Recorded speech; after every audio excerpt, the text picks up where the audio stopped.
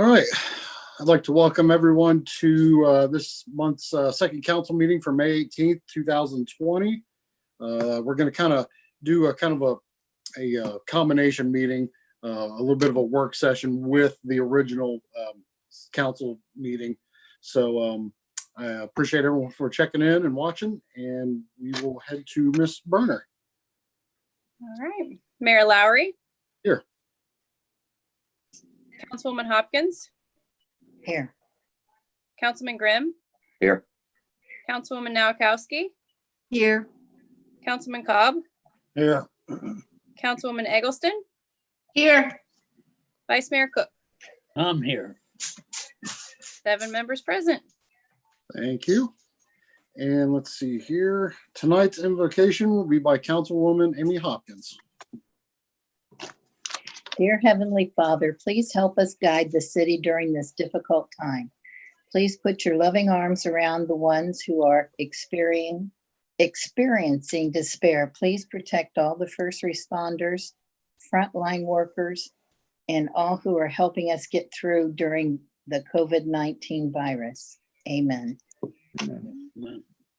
Thank you very much. And Dale, you got the flag for us? Right here.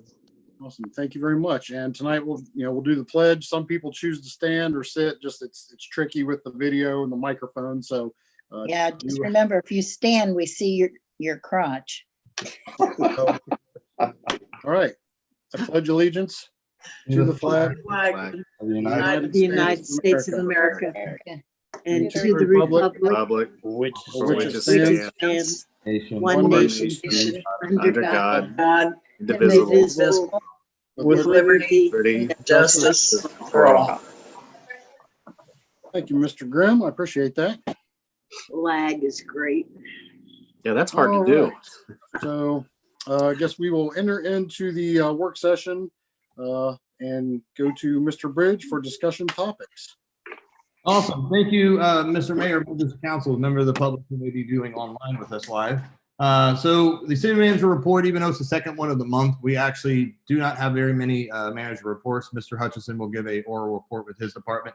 But since we had the department reports on the first one of the month and then council decided to go back to 2, we're going to go back to the normal second one of the month when you will have your department reports. So we won't have another department report to the second one in June. So that being said, we will turn it over to Mr. Hutchison for his report on the planning and zoning department. All right, so updates since it's only been just a couple of weeks here, but kind of let you know where we're at right now. Planning and zoning, we've got so far 37 zoning permits issued in the month of May. So been the last couple of weeks been pretty busy. Lots of sheds and fences coming in. There are a few people, getting ready for the pool season, so they're getting their pools in. So I've pretty much been kind of just familiarizing myself with our codes and our procedures, going through all our ordinances. So I'll just continue to review those and start writing updates for those that we need. So I'll be bringing those. Planning and zoning's got to go through planning board first, so I'll bring it to them first, and then we'll have stuff to bring to you when it's ready.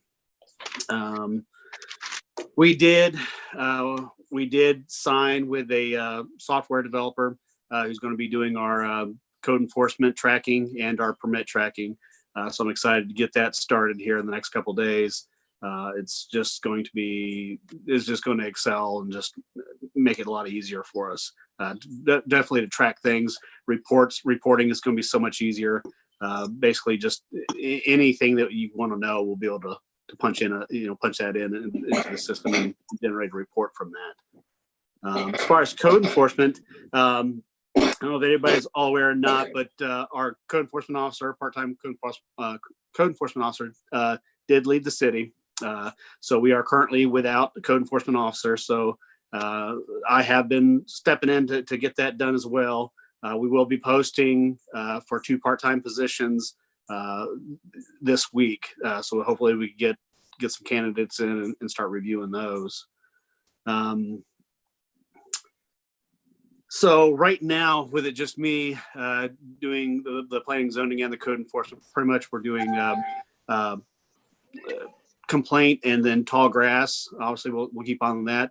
Today, I did send out 19 notices, so that's just on tall grass alone. So I mean, everyone sees that it's out there. So we're kind of jumping on that and get that taken care of as quick as we can. Then the community development, we do have a couple spots in mind for the tool lending center, the tool lending shed. So this week, hopefully, we'll be nailing down a spot for that and hopefully get that going. I would hope to say by mid to end June, have that up and running. So that's all I got. If anybody's got any questions. Any questions for Mr. Hutchinson? All right. Thank you very much, sir. We appreciate it. Thank you. Thank you, Mr. Hutchinson. And moving on with the city manager or the work session item. So I did skip ahead with Derek. I do apologize about that. But anyway, information. Farmer, we're going to discussion topics. We're going to go right into the swimming pool opening. We do have a guest here tonight, Mr. Patterson from the health department. Thank you so much. He's the health commissioner for Clark County. And just to respect his time, I'm going to open up discussion for the swimming pool. All throughout the day today, I've been sending council from information regarding the pool in response to the guidelines, some mandated and some recommended from the state of Ohio that were released on 5/15. So I sent all that out to council with my little very elementary drawing about the potential number of people that could be maxed, and whether it be the deck area, grass area, or the actual water surface itself. So Mr. Mayor, I will turn it back over to you so your council can discuss the pool. Okay. Thank you very much, sir. And Mr. Patterson, again, thanks for taking the time to join us this evening. We truly appreciate it. I know you've been a busy individual lately, I'm sure. Our whole crew's been pretty busy over the last 10 weeks or so, but we're happy to be invited to be a part of your discussion today and be able to give you an idea. If you have questions about where we are today, we won't talk much about projections because we know that none of those have come true yet. So we'll just look at the current situation and answer any questions that you have. Thank you, Mr. Mayor. Thank you. All right. I guess we can, since I got to bounce between two screens to see everyone, I guess unless someone wants to go first, I can just start at the quote unquote end of the table with, Miss Egel or Miss Nowakowski, and then we can just work our way down if everyone's okay with that, because I know there's probably a handful of people that would like to talk about it. So if that's okay, Miss Nowakowski, do you have anything you'd like to go over, discuss, or questions for Mr. Patterson, please? I would just say that if it were my decision alone, we would likely forego it for the summer. I think that it's going to be really hard to manage. I was impressed with Miamisburg's considerations of all of the things that are necessary to be considered in the whole thing. And I would hope that we would have that detailed plan before we made a decision to open, to just be able to determine whether we can do it Okay. safely. All right. That's Any it. questions for Mr. Patterson before we move on? No, All right. I'm Thank fine. you very much. Mr. Grimm. Few things that I've been researching this for a while. Few things I wanted to check with Dr. Patterson. Number one, it seems that sunlight is detrimental or kills the virus. Is this correct? Okay. Yes, that's UV radiation, UV from the sun will kill the virus. We don't really have a time frame on how long it takes to do that, but it does do pretty quick work. Number two, chlorine kills or inhibits the virus. Is that correct? Absolutely. Okay. And number three, young people are less prone to contract this virus.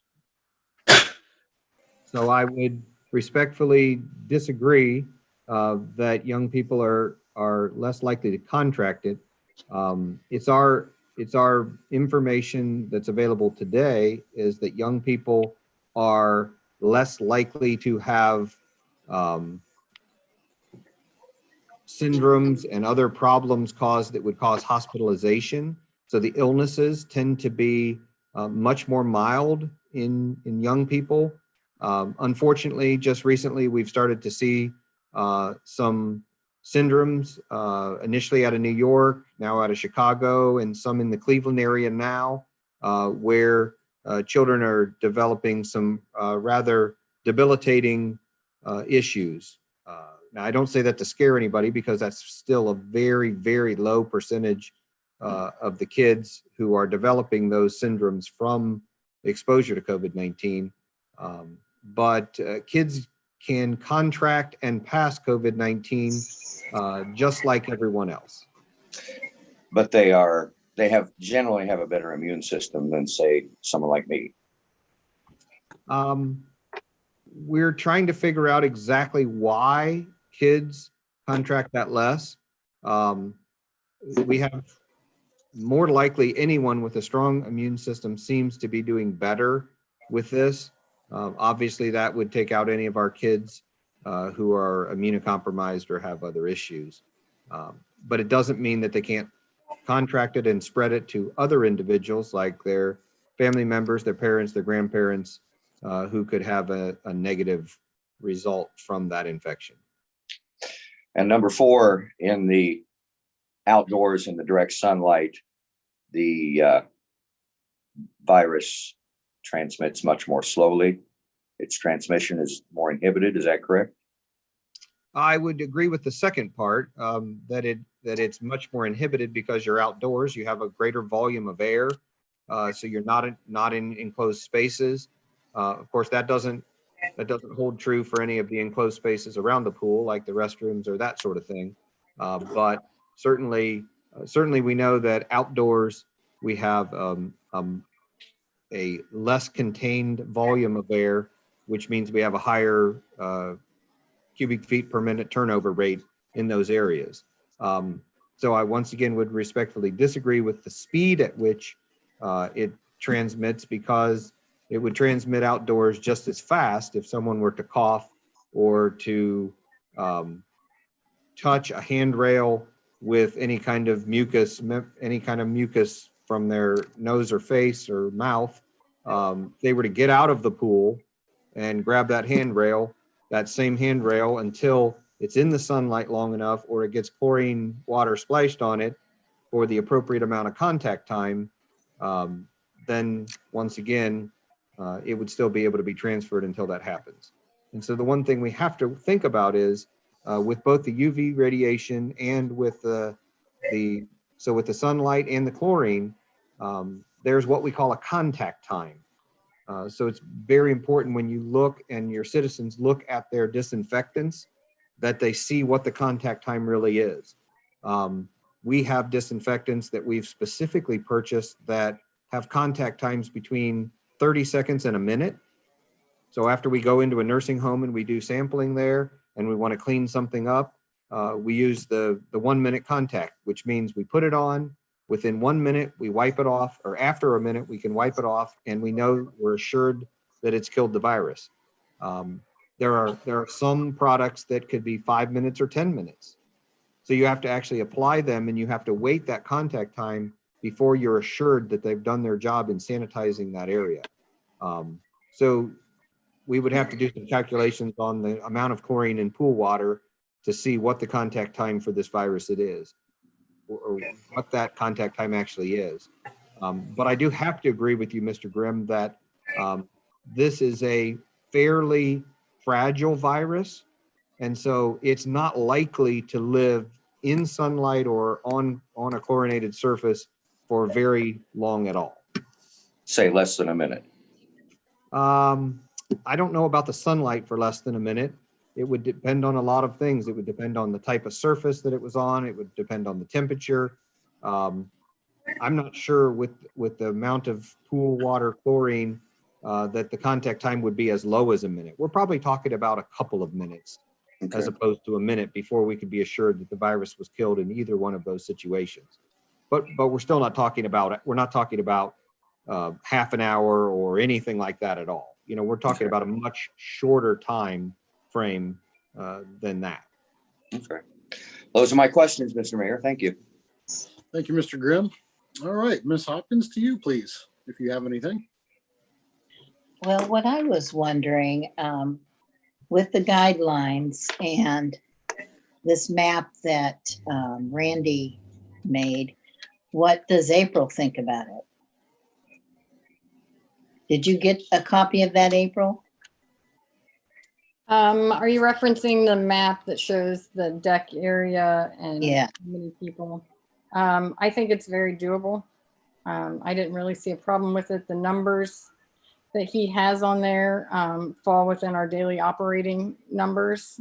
So, yeah. Okay, because earlier you sent us out the guidelines of what the governor recommended, and then you commented and read on what you're going to do.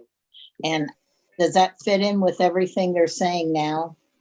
I sent what was the CDC guidelines. That's going to be Oh, okay. the governor or the Clark County Combined Health District. That was just what I had at the time.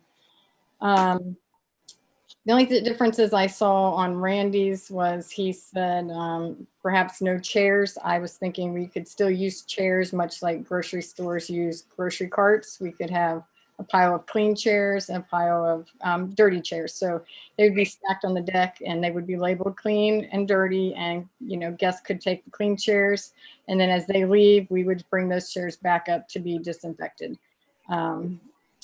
He suggested maybe not the concession stand. I thought the concession stand would be able to operate fairly along the lines of a lot of other businesses in our area do. Most of our food is prepackaged.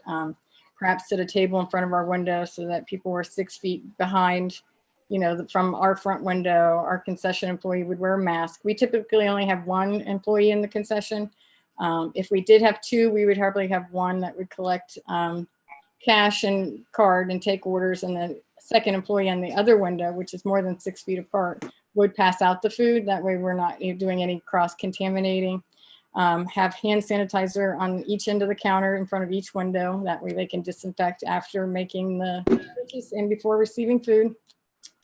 Diving board, and most of our food is prepackaged, like candy bars, things like that, ice cream, it's prepackaged. Diving board, he suggested closing. I thought we could leave the diving board open as it's only got the 2 handrails. They would be in the direct sunlight.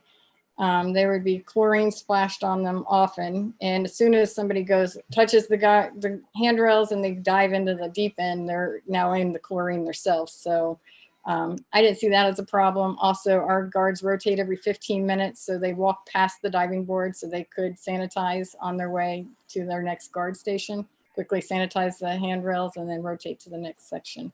The slide, I would close the slide. I don't see a good way to keep that clean.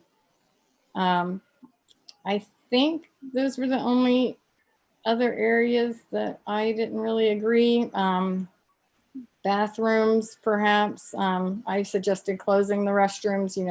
They have a key. They come up, ask for a key. We sanitize it after each use. That would give us 2 restrooms that could be used family style. Each restroom has changing areas and 2 toilets, so a whole family could use each restroom at a time, and then we would sanitize it, lock it back up, and they would ask for a key. Or frequent sanitation, because if you go to the grocery store, their restrooms are still open, and you go in and you have good faith that they've sanitized them, and you wash your hands when you leave. Let's see if there's anything else. The entrance and the exit. I do know that our pool main entrance has 2 doors with a guardrail, so we can make one-way entrance, one-way exit. I don't know how far apart they need to be. I wouldn't think that it would be any more of a space than what the grocery store is, or perhaps even put a piece of plexiglass up between the entrance and the exit and our main doorway. The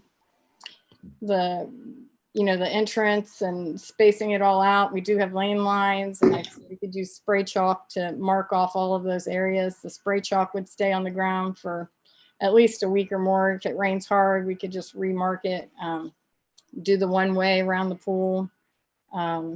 mark off our 6-foot spacing for the line for the concession stand. Other than that, I don't know if you have any other questions, or if you can think of something that I missed, something that was different than what I thought of than what Randy thought of. I know for memberships, I had thought, like on a normal day, we're not going over at any one time 150 people, and we can fall under that easily on much slower days. So if it was a busy day, I thought members could, reserve their space. They can call up before we open and say, hey, I'm bringing my family. We're going to be there from noon to 8 today. That way we're reserving space for members first. And I'm going to interject just to give so you guys can have fair information and do your information on everything that I put on that map was just a suggestion that council really needs to think about. So when you look at the responsible to start the mandated guidelines, is you need to have directional traffic. And when you look at the circumference around the pool, the reason I had suggested maybe we close the diving board side of things, because you have to line for the diving board, where depending on where that line is, you're also gonna have to make room for people, depending on how April sets it up, for people to walk around the pool. So me and Howie actually measured it this morning. What did you say on the other side of that pool was by the diving board? How deep is it? How wide is it? About 15 foot of concrete. So you got to, in that 15 foot of concrete, you're going to have a lane for people walking the circumference, and then you're also going to have a line for that diving board. So if you just take the diving board out, that way you don't have to worry about then cross people coming in contact with one another. So that was just a suggestion. Concession was just a question mark. Some other cities are closing their concession stand. Some people are open it depending how they want to do. And some other cities also are not doing any chairs or lounges, because what that does is, April's going to have to do a really good job of keeping her labor hours down. So if we take a lot of it away, the cleaning and disinfectant, we have a lot of lounge chairs. So if we just have people bring their own, we store ours back in the smoking area that's going to be closed because that's not essential. We don't have to have a staff member consistently there wiping these things down and disinfecting them. So those are just all recommendations. April does a fantastic job at running that pool, so I'm sure that she will be able to come up with a plan that works. Should council go ahead and approve the opening tonight? Well, what I'd like to say is, first of all, if we didn't have chairs, I wouldn't be able to go to the pool because I can't get on the ground and get up again. And I think there's a lot of people that are coming to the pool. Secondly, if we have food at the concession stand that is just packaged, I think that might be a good idea, because that is a fundraiser. It raises money for the pool. Yeah, Third, I think she can figure out a way for them to use the diving board, because that's a real popular thing, and they don't let more than one person at a time jump off the diving board. And if you take everything away, I don't know what the sense would be of opening the pool. You can't have chairs, you can't have food, and you can't have a diving board. And I agree with you, Randy. I think April does a really good job of running the pool and figuring things out. I was really impressed with her list of what she was going to do and how to keep things open. And she's right. They do have public restrooms open. I went to a doctor's appointment for my mom today, and I had to use a restroom, and they just let me go in and use it. She's even got an idea where they can clean afterwards. And I know she's got to keep her people down, but also the pool needs to be enjoyable too. So that's all I got to say. Mr. Mayor, Sir, thank Before we you, get- Ms. Hopkins. Go ahead, Mr. Graham. before we get too far along, I think we should hear Dr. Patterson's response to April's comments, see what he thinks of them. Mr. Patterson? I agree with almost everything she said. The only hang up I had was the handrails for the diving board. That sort of did not sit well. Think about this. You've got an asymptomatic child, a boy of 10 years old, who gets out of the pool, goes around, gets in line for the diving board, wipes his nose, and grabs the handrail and goes off the diving board. This next person comes up behind him, grabs the handrail, wipes some water out of their eyes, puts their goggles on and jumps in. We've just transmitted the virus. Now, is there a zero risk environment? No. So we all need to understand that what we need to do is mitigate those most common risks. Like when she said coming in and out, I think that those people, as long as they're not standing in line, going in and going out, the people going out are just walking out. The time that they're in that breathing zone of those other people is a very short period of time. And so that might be less, where I would spend less time worried about the lack of social distance, because it's a second, as opposed to some other things that you'd have issues with. Is it possible to open your pool up and do it in a responsible way? I believe the answer is yes. I think one of my concerns would be, can you do all the things and that make the pool a fun place to be? And can you do it appropriately? Because honestly, with health, it's just like opening the economy up right now. For health, the best thing would be to say, no, we're not going to do this right now. But we also know that if we don't open the economy up, people are going to go crazy and they're going to have all kinds of other health issues, right? So it's a balance. I think if we strike the right balance, we can do this.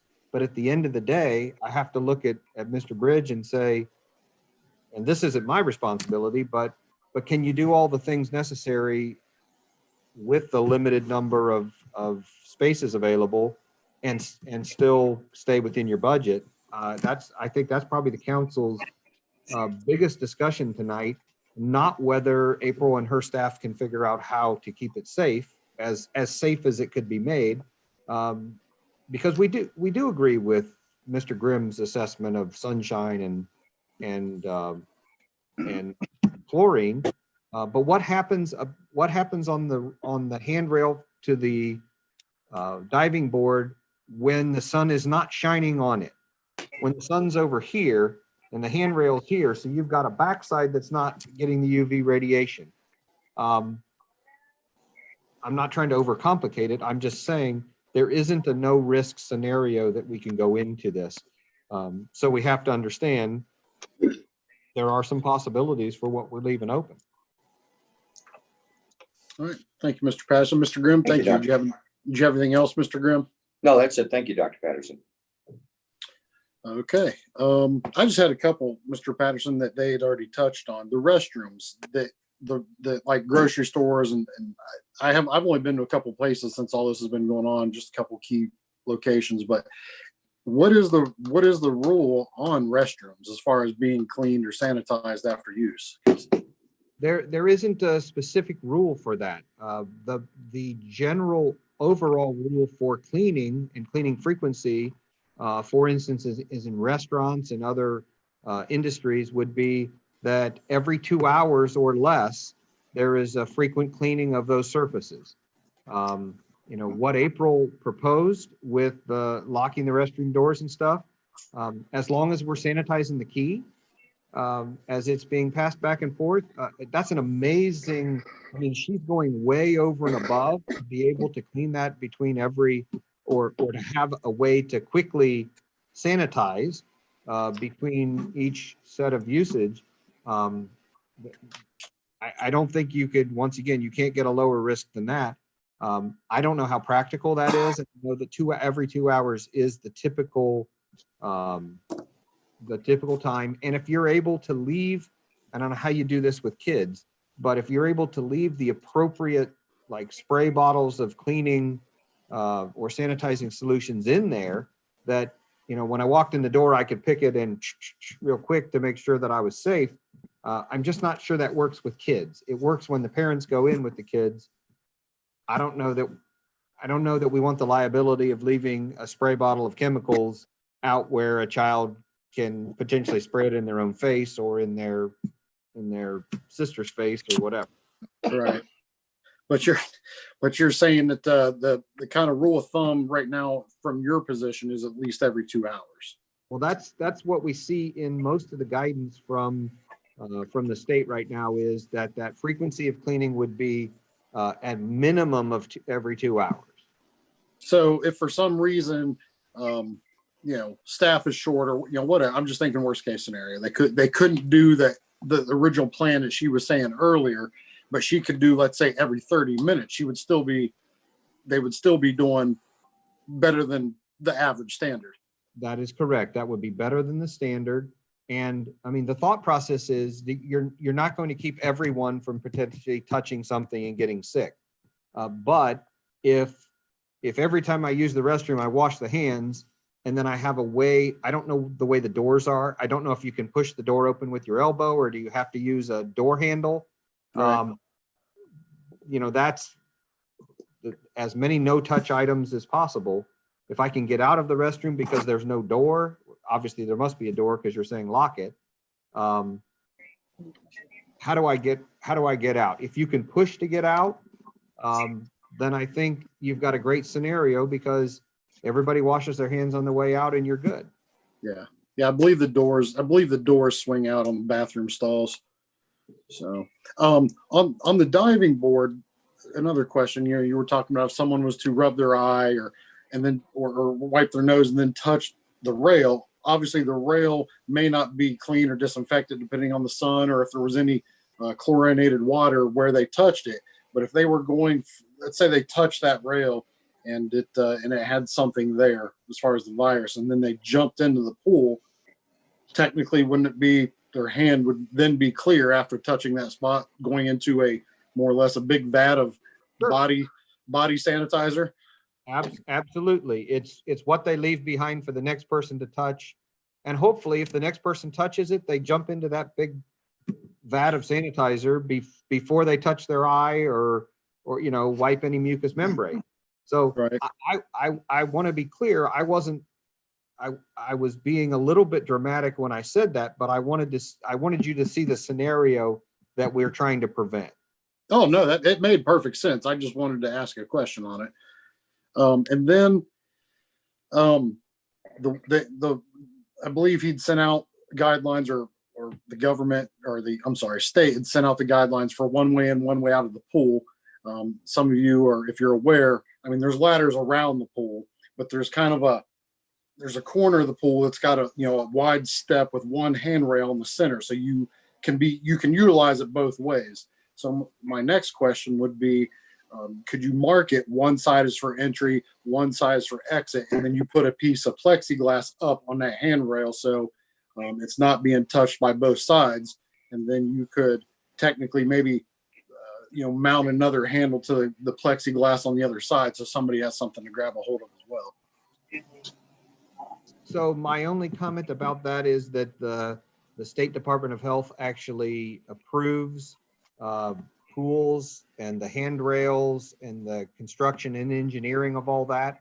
So I think we'd want to stay away from a temporary solution like that, because if it, for some reason, it didn't meet all the guidelines and someone got injured, that's a liability the city doesn't want. Okay, so you're saying leave the exits and entries to the pool. Leave the handrails as they are and draw your maps. The other fallacy here is the city of New Carlisle and April and her team could have the best plan possible. It is implementing that plan, having the public implement the plan, which is going to be the biggest issue. The biggest issues that we've had before. Has anybody been to Lowe's? I have Menards. So I have not been to Lowe's, but I've been told many, many times. I know the plan at Lowe's. Lowe's has a great plan, which meets every single guideline we've laid out. Not all of the public will always follow Lowe's plan, and therefore I get complaints about Lowe's almost every day. And it's not because Lowe's isn't doing the. Can I cut you off for just a quick second, Mr. Patterson? Hold your thought. I think our feed is no longer live. I just want to check. Casey, No, it's live. is it? Okay. I wasn't showing it. Okay, thank you. Sorry about that. Go ahead, Mr. Patterson. I apologize. Well, I just wanted to make sure that we all understand that whatever we come up with, it's policing your plan and we need to make the plan as simple as possible to have any chance of the public following it. And I'll tell you what, I don't know how many additional people April's going to have to hire just to sit there and police that.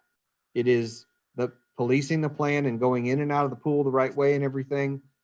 It's going to take some education of the patrons.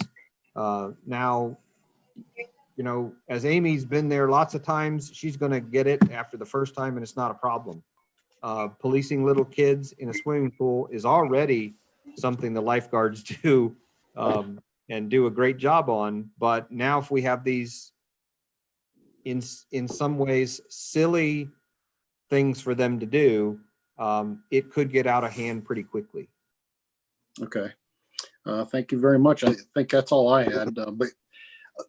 But one more actually. So if you've got a group of people in the pool, if they come as a group, say 5 people come in a group as a family household and they're in the pool, they can be within the 6 feet of each other, correct? They can't be, you know, the 5-year-old kids and their parents can't go passing ball with their neighbors that live 5 houses down, correct? Right. And that's going to be the issue. I mean, the lifeguards are going to have to figure out who's with who and who's allowed to be close. And a 7-year-old kid's not going to understand, well, wait a minute, they're together. Why can't I join them? It does get to be a rather difficult task. And so I just think we all need to go in with our eyes open to understand that we can have the best plan possible. We also understand it will be hard to implement it. And we just have to know that going in.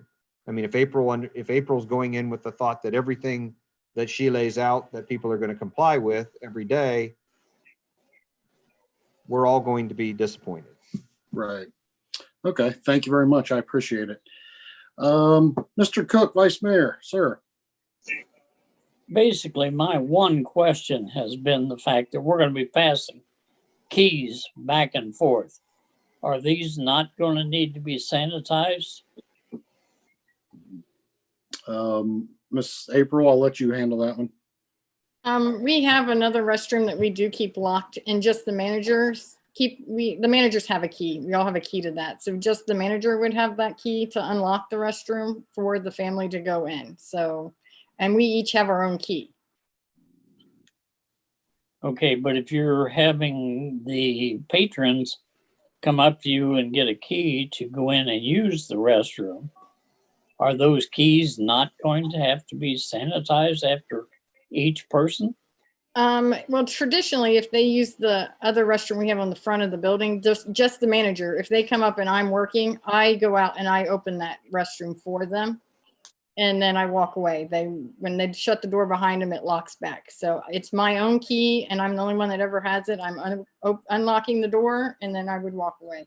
And I would imagine I would wear gloves so we're not cross-contaminating the doorknob. But he's talking about if you open the restrooms for each person and lock it back. But you're thinking more of going in like every half an hour and cleaning instead. Well, no, I'm saying the doors that are locked that have a lock. We have each manager has their own key, and we have like one extra key that we keep in the office if a guard needs it. But yeah, we would sanitize that key if the guard has it. But I would be, or the manager on duty would be the one that would be unlocking the restrooms for the patrons. And then you're not handing them the key. You're just unlocking. I'm going up, I'm unlocking the door, and then I'm walking away. When they come out, I'm going to clean it, lock it back. So I would be the only one opening and locking and unlocking the restroom with my personal key. Now, if the other manager's on duty, she has her own set of keys. She would use her key. Okay, my interpretation was that we were handling keys much like they did at the service station or one of those places. You hand them the key, they go in, utilize the restroom, come back out, give you the key back. Oh, I guess we could do it that way, but traditionally we don't. I mean, we already have one locked restroom and we've always just unlocked it for them and locked it back. So, I mean, it locks automatically. We just make sure it locks on after they're done using it, but we are the only person with the key and the only person that unlocks it. We don't hand out the key. All right, next question. How much more additional money are we gonna have to spend on the cleaning supplies and sanitation?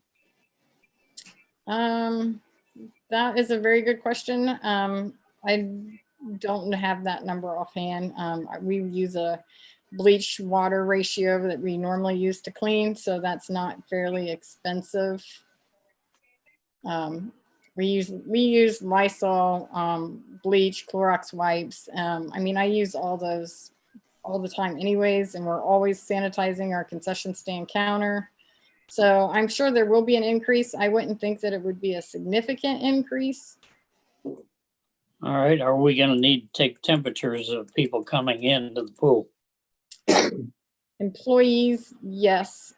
Patrons, I mean, I would say we would put up the signs that were recommended and ask if they're sick, that they do stay home. But I'm gonna say that we're not gonna take a patron's temperature when they come in, because if I go to Myers, nobody takes my temperature. They just have signs up that if I'm sick, to please stay home. Employees, we will have their temperatures taken and recorded. All right, how many additional personnel are we gonna need?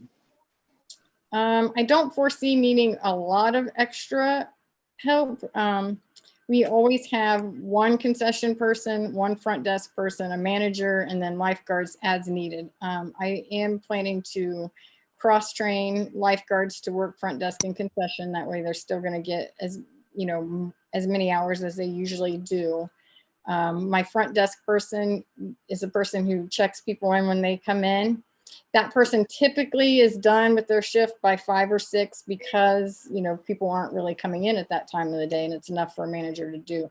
I would probably keep this person on for the rest of the shift till we close for cleaning purposes and just to have the extra help. So I would probably say at least an extra 3 hours of operational day that we would have an extra employee's wages, probably another 3 to 4 hours. Okay, Howie, on that pump that needs replaced, are we replacing that pump with a new or rebuilt? It would be new. Okay, approximately what's the cost? It's about $6,500 plus shipping with approximately 14-day lead time and add a couple of days because we'd have to go pick it up in Dayton, but that's where we're at. And that's from the date we order. There is a pump down there. We believe we can get started with it, while this one, depending on the date, would be if the new pump's in, we'll just put it in before start date. But if the old pump is still running and we can pass the chlorine test and stuff like that, then maybe what we'll do is install that new pump once it's here. All right, how long is it gonna take to get that pool in shape to go? I've said before, I think it's going to be 2 to 3 weeks because the people who do it are also my water department. So it varies on what they got to do and what happened this winter. We could try our best, but I'm in that 2 to 3 with probably nothing being out of the ordinary. Okay, do we have chemicals in stock, or within that 2 to 3 weeks, we would have adequate chemicals in? We quite possibly would have chemicals available. Delivery dates are on Mondays and they come every 2 weeks. So right now, if we didn't ask for any kind of special delivery or didn't have another option, the next chemical delivery would be June 1. Okay. Because they bring that via semi. It's a special load. Okay, that's all I have, Mike. Thank you, Mr. Vice Mayor. Mr. Bridge? I did talk to Howie and also Bob Hope, the superintendent. So if they wanted to get the pump up and the pool going, we can rob Peter and pay Paul, even though it's not idea. We can actually work something out with the water department. They have the chlorine needed. And we could just use some chlorine from the water department and then supplement that back when the shipment comes in. So I did talk to them last week about having a backup plan just in case the chlorine did not get delivered in time. Thanks, sir. I had one, since you guys have brought up the pump, Mr. Vice Mayor. Have you guys haven't fired up the pump yet as of this year, have you, Mr. Kitco? Negative. So why do we think it needs replaced? We witnessed last year that the flow rates were starting to decrease and their rate at the limits, I believe, or below limits for pumping. I think we need to turn that pool over 3 or 3.5 times a day. And I think we were getting it like at 3 or maybe just slightly under. But because we keep our chlorine residuals up a little bit, we've been able to maintain an open status when we've experienced this in the past, like say 4 or 5 years ago when we've had the same issue. Okay. All right. Thank you very much. Sorry about that, Ms. Eggleston. You have the floor. April, how would you go about enforcing the social distancing? I know there are a lot of people in town who think it's all baloney. So how would we enforce it at the pool to make sure that they're not congregating? And because I'd say majority of people aren't going to listen to just anybody. I would probably enforce it much like I do any other pool rule, honestly. I mean, we make frequent announcements about you have to take a break, there's no smoking. So we would do the social distancing. We would go over, I mean, I have to go over sometimes and tell adults, sorry, you can't do this. That's part of the manager's job all day, every day at the pool. So I would just, go over and after the announcement, if they are still not doing what they're supposed to, I'll just say, I'm sorry, due to social distancing guidelines, you need to separate and stay 6 feet. You don't live in the same household. If they didn't come together, I mean, I don't know if they do live in the same household or not, but I mean, if obviously, and we're going to stay in groups of smaller than 10. So, and then if I have to ask them to leave, then I'll have to ask them to leave. I mean, that's part of daily pool operations. With children, when they don't follow the rules, we take them over to the parent and let the parent know, hey, this is what happened. This was the rule that was broken. This is why we have the rule. And then, we expect the parent to step in and take over. If they don't, we bench the child or they are asked to leave. Okay. Now, are we gonna, if we open up, are we opening up to anybody or just residents? I believe at the number that we sent, 169. I mean, I feel like that number falls within our daily operation rates, so I don't see it being a problem. But then again, if other pools are, I was gonna say, you got all the other pools are closing, so we're going to be pulling people in from Springfield, Dayton, Huber. Yeah, I know Riverside. I saw today they posted they're opening one of their pools. Troy is still on the line. Tip City, they haven't made in Kroger Aquatic Center, they haven't made any decisions yet. I know Splash Zone has closed. Urbana has closed. We're in a group league with like 7 other swim pools for our swim team. And out of all of those 7, only 1 have closed so far. So yeah, it's still on the line. So I don't know. That's something we could take into consideration. Like I said, we could offer our members that reservation. They can call ahead, reserve their spot, and then, that way they're guaranteed to get in, and then do daily passes as needed. I hate to say only members or not at all members because you're really. Well, what about only residents? Same with only residents. I don't know. I thought about even widening it out and saying just Tecumseh local school district. That's gives us more people to pull from. Let's see that you live within the Tecumseh school district, and then that would. I don't know. It's something to consider. I haven't given that 100% consideration. So, if council has something more or a suggestion on that, but. With the current social guidelines that we have, groups of under 10, we won't be having any of our big events. So I don't see us drawing in or wanting to draw in 200 to 300 people a day. Right. I don't know.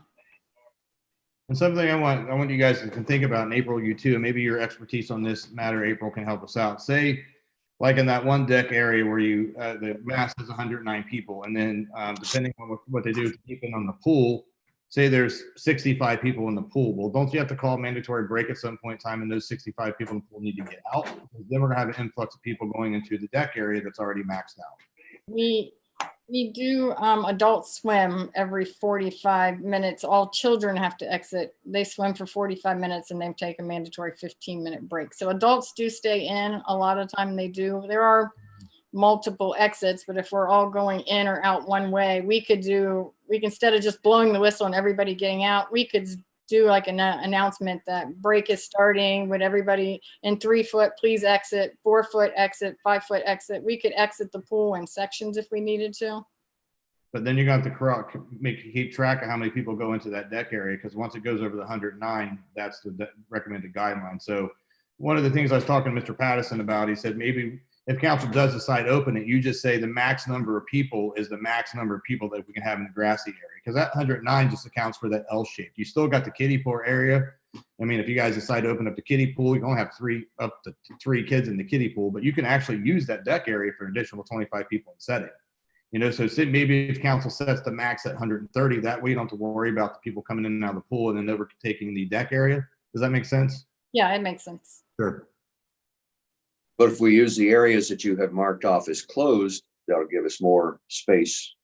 Well, they're closed because they're not essential, and the state guidelines require non-essential areas of the pool be closed to prevent that from happening, to prevent people from congregating.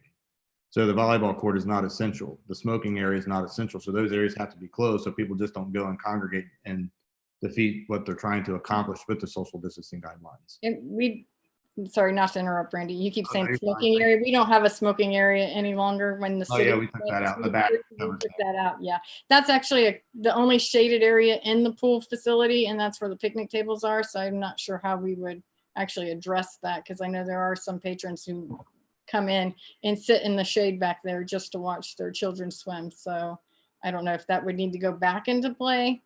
But also when customers come in, we do ask, are you swimming or non-swimming? Because there's a different rate if you're a non-swimmer than if you are a swimmer. So that would help us. But yeah, keeping track of overall. Sure. Yeah. And that area is just closed. If you guys chose not to give out lounge, we're gonna have to store stuff somewhere. So really, I mean, again, the thing I put out was just recommendations to council. My job is to be neutral, give you guys your opinion, information you need. So that's what it is. And however April decides to open that area could definitely be used for the calculation. But you're still going to have a max number of people that can be in that area. In the deck area, clearly the concrete around the pool will not be able to, people won't be able to sit there. That'll have to be for ongoing traffic. Yeah, no, people are never permitted to sit on the deck area. It's always Sure. open to traffic for safety reasons. Yep. Yeah, All right, you good, Mr. Bridge? I am. Thank you. All right, Ms. Eggleston? I'm good. All right, thank you very much. And Mr. Cobb? Thank you. Mr. Patterson, the state has guidelines down. And when I had contacted the state, also they said that the combined health district and the county would have their input on how things are going to be put in place. Can I get your opinion on that, sir? Yes. The opinion that we bring to the table is basically the discussions we're having today. The rules as set forth by the state are the guidance that we're living by. But we're also here to help interpret those guidelines. And when April says, well, we think this situation looks like this, we'll work directly with her or Mr. Bridge to make those happen. So we don't have additional guidelines that the health department locally is putting on. It would be inappropriate if I did not recommend or bring forward to the council the fact that we are continuing to get cases every day. Our case count has not leveled off. The testing has probably doubled in the last 2 months. But our case count, where we were getting 0 to 1 case a day, now we're getting 3 to 5 cases a day. Last couple of days, we've gotten about 5 cases a day. So we're still in the upward swing of the pandemic. That doesn't mean that we shouldn't reopen Ohio. It means that we have to be very careful in Clark County as we do it. Places like Youngstown, they were hit very early with this virus. Over a month ago, they had their peak, and they're actually showing fewer cases a day than they had, like I said, 4 to 6 weeks ago. In Clark County, we're showing clearly more cases per day than we had a month ago, than we had 2 months ago. So we're still fighting the virus, and we hope that we get to a peak, but the reopening is really not giving us an opportunity to hit that peak and start going the other way. The reopening is actually continuing to fuel our cases. And so I'm not saying don't open the pool. I'm saying I want you to know that we're still seeing additional case transfer. We're still seeing 2 weeks ago, I would have told you half of our cases or more were associated with specific outbreaks that we were investigating.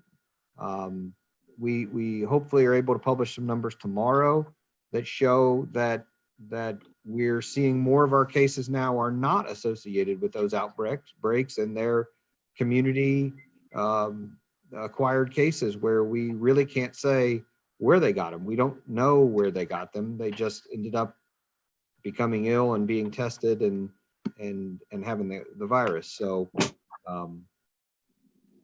that would be the local health department's part of the discussion, would just be to talk about as you're implementing your plan, what do we think about that, and can we help you tweak it to be the best plan possible? Which I think, we've been talking about tonight, and Mr. Bridge has been talking with us back and forth today, and also working with the experts at National Trails as well. And then to tell you about the situation and what's occurring today. So we don't have additional guidelines or rules that we're going to put on you. We think that the guidance that's already out there is a good set of guidance, and we won't be any more harsh than what those already are. Okay. Also, do you think that we should have, if we do open this, have somebody out there, police area, to make sure they do not congregate? I do not believe in the intercom, and somebody's got to be walking police in the area. Well, I mean, I think April has told us that, as the manager, that she or one of her other fellow managers are that person, and she's clearly stated, which was I was happy to hear, that she says, look, we have rules at the pool, and we've had to enforce them since time began, since we made the rules. So I think it's something that I would say council should be asking April how comfortable she feels, but I think she's already said this is one of my jobs as the manager. So and she knows that if she needs to, if it ever got to the point where she needed to call law enforcement, then she would pick up the phone and call them. I feel much more comfortable about this after hearing her because she came right out and said, this is what I do. This is one of my jobs. Well, you got kids in the water, they're going to be spitting water. I've seen that quite often. How do you get around that? Well, you don't get around that. You use Mr. Grimm's thought that it's at least chlorinated water, which is not going to have the virus floating in it. It's going to, within minutes, it's going to kill it in that water, even at the low chlorine levels that we have. So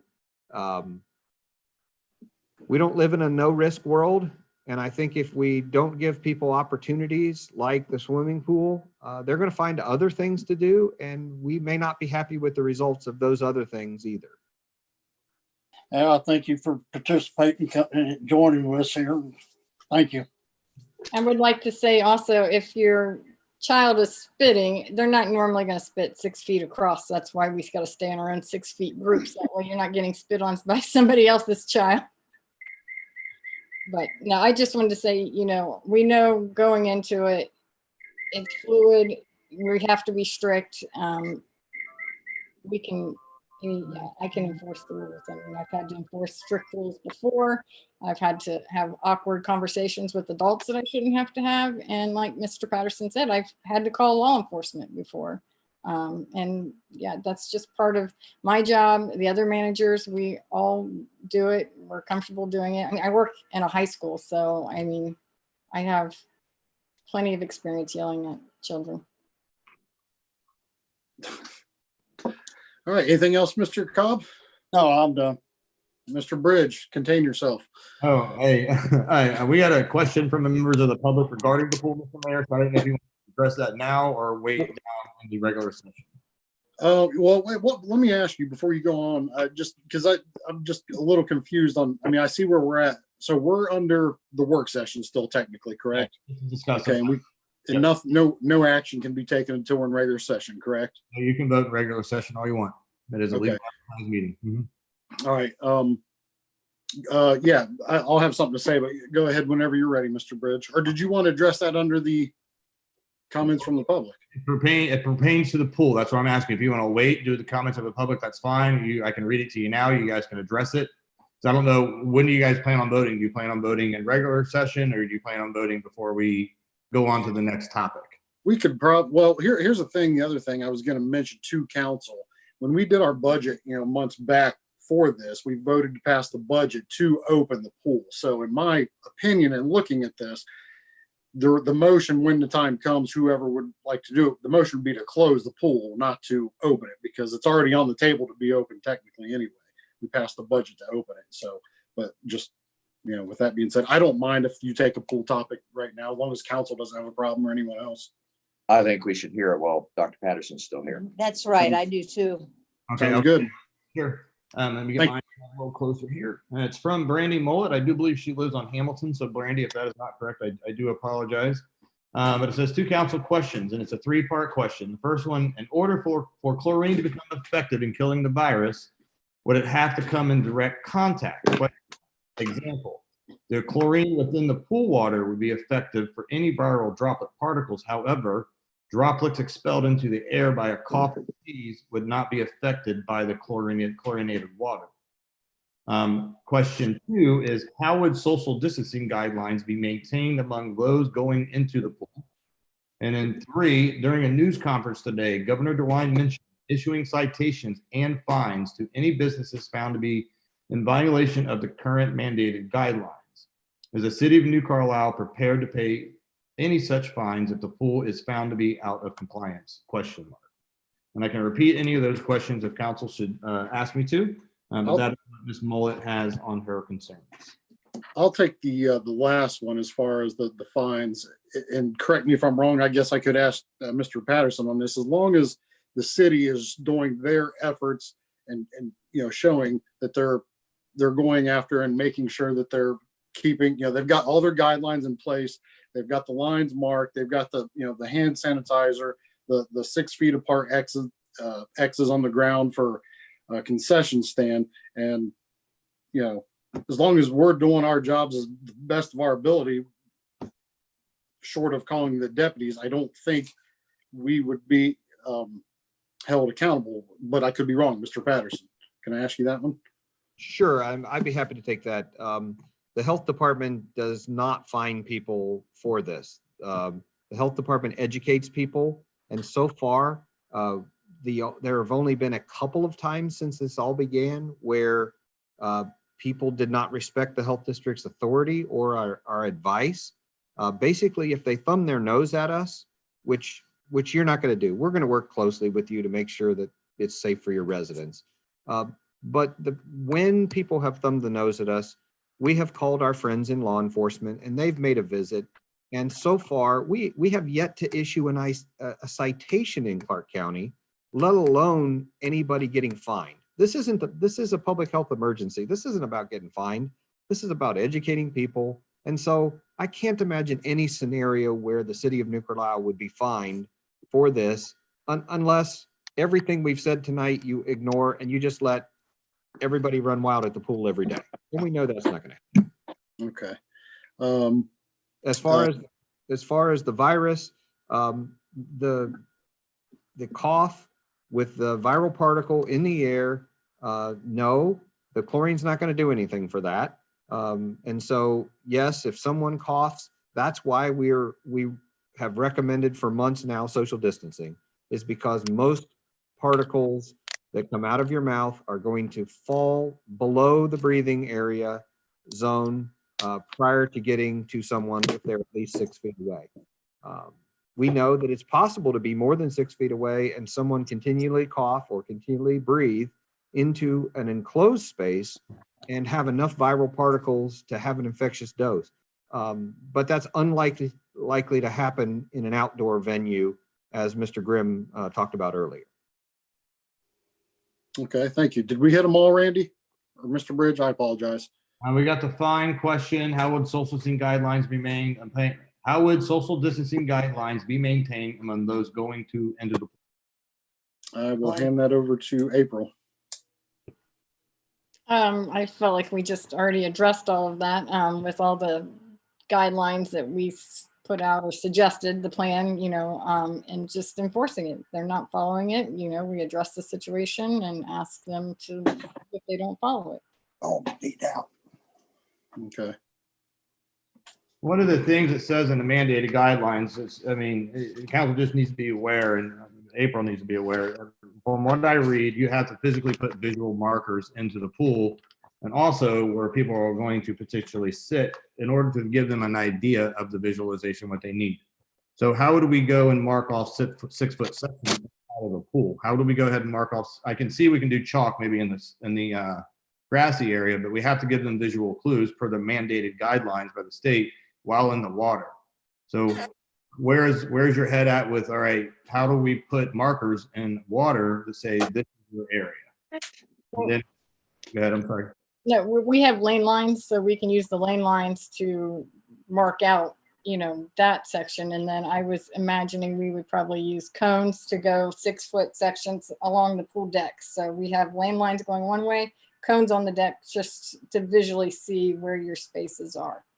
But if I'm in the pool and that pool's 100 feet wide, how am I going to visualize? So maybe what I was recommending is, and we'll talk about it because I think we'll have to do a better job of visualizing that. I did see the lane lines, so we can use those, but is it also possible to tie ropes off and then put pool wheels off and kind of crisscross section? Our lane lines are actual lane lines for the pool water. They go this way, right? They don't cross. They make. No, they don't. Yeah. People think. So we're going to have to block it off going the opposite way too, so someone visually knows this is my 6 foot area. Yeah. Or use So the the state, chairs. the state is saying that we have to more or less grid the internal part of the pool with squares at 6 foot. It says mandatory closure modifications limitation. Install physical barriers, for example, lane lines in the water or chairs on the tables of the deck, and visual clues. For example, tape on the decks, floors, or sidewalks, and signs to assure that staff, patrons, and swimmers stay at least 6 feet apart from those they don't live with, both in and out of the water. So hopefully council has looked over these guidelines, because everything mandated April's going to have to enforce, which includes marking the pool off in 6 foot sections. Well, I saw that. I took it as it could be. Actually, let me just, Mr. Patterson, how is that on your end? I mean, I thought you could mark it like you could put, like she was mentioning, cones or a marker all the way around the pool to break it up in 6 foot sections. I think that sounds a reasonable way to do it. You could certainly use your lane lines to help you, but it would not be appropriate to put additional crisscross sections in there. I think that's potentially even a safety hazard. And I would not put anything floating or rope or anything else in the pool than those certified lane line floats that you already have. And then, as you said, you could put some other cones or some visual cues. I don't think you can grid it. And I would recommend that you do not grid it for the safety aspects of that. Well, it says install physical barriers. I understand physical barriers, but that's why they talk about adding those physical barriers, for instance, around your tables and chairs and things like that, using the tables to keep people separated. I don't think it's reasonable to put additional physical barriers in the water. Thank you very much. Makes sense. Mr. Bridge, back to you. Do we have anything showing up on pool related questions or comments? No, let me refresh. That is the only one I have. Hold on. Let me open it up.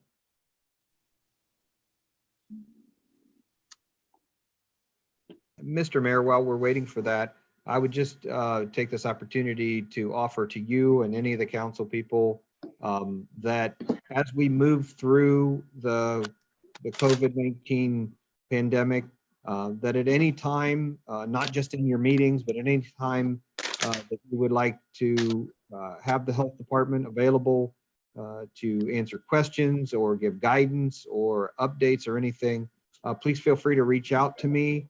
We have a whole team of people who do the enforcement work. We have a team of people doing isolation and quarantine and contact tracing and housing and all kinds of other stuff for our quarantine. No, We'd I'm be happy to awake. answer those questions for you Please.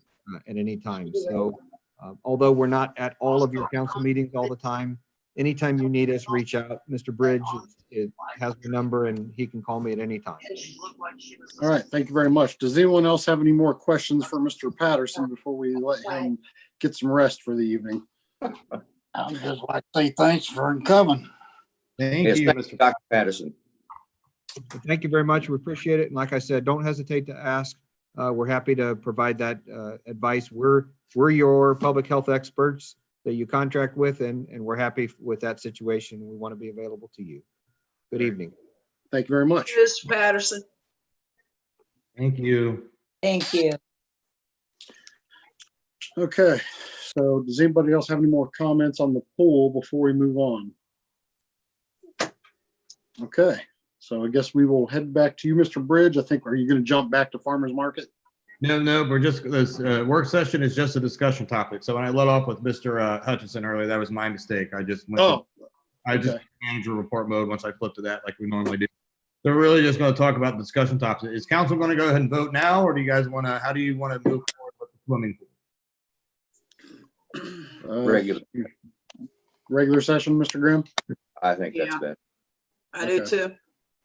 Does anybody else have an issue with that, waiting till regular session? No. Okay. When is regular session? As soon as we get done with the discussion topics. Oh, okay. All right. All right, moving on then. All right, so I'm going to actually go jump down to speed limit reductions. We have Mr. Kiko here. Then we'll get back to Motorway Walk and fireworks. Last meeting, I told you guys I got an email and citizen voice concerns about the speed limit on Jefferson. So I did reach out to our sheriff's office. They will be taking measures to counteract that. Mr. Bridge? Yes. I apologize for cutting you off. I assume we probably don't need April anymore either. Oh. So we can probably let her go. What, April, you don't want to stay with us?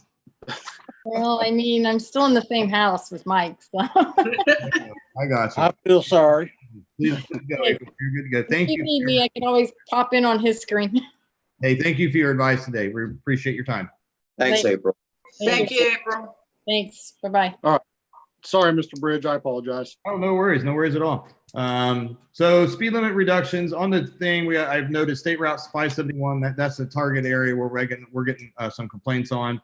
I did already reach out to the sheriff's office. They will be taking measures. I don't want to go into detail about that clearly on a public meeting. Then also too, I spoke with Mr. Kiko about this, and that's why he's here today. He is really the expert when it comes to this kind of decision making. We go off guidelines recommended by ODOT. And very similar situation came a couple years ago when we had some citizens complain about Scott and that bend coming down there. People wanted a stop sign, but unfortunately it just wasn't recommended. So I have spoke with the citizen. So I know he's reached out to a few other council members. I don't know if those other council members want to take this opportunity to discuss what they had discussed with the resident, but I do want to get Mr. Kiko's opinion and then get him off so he can enjoy his evening as well. Okay. Council, does anybody want to go first, or does anybody have anything they would like to add? I need to step away for a minute. Okay.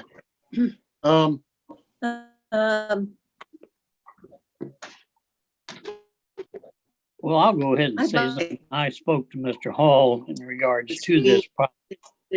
He is quite concerned with the children out in that area and that speed limit being 35.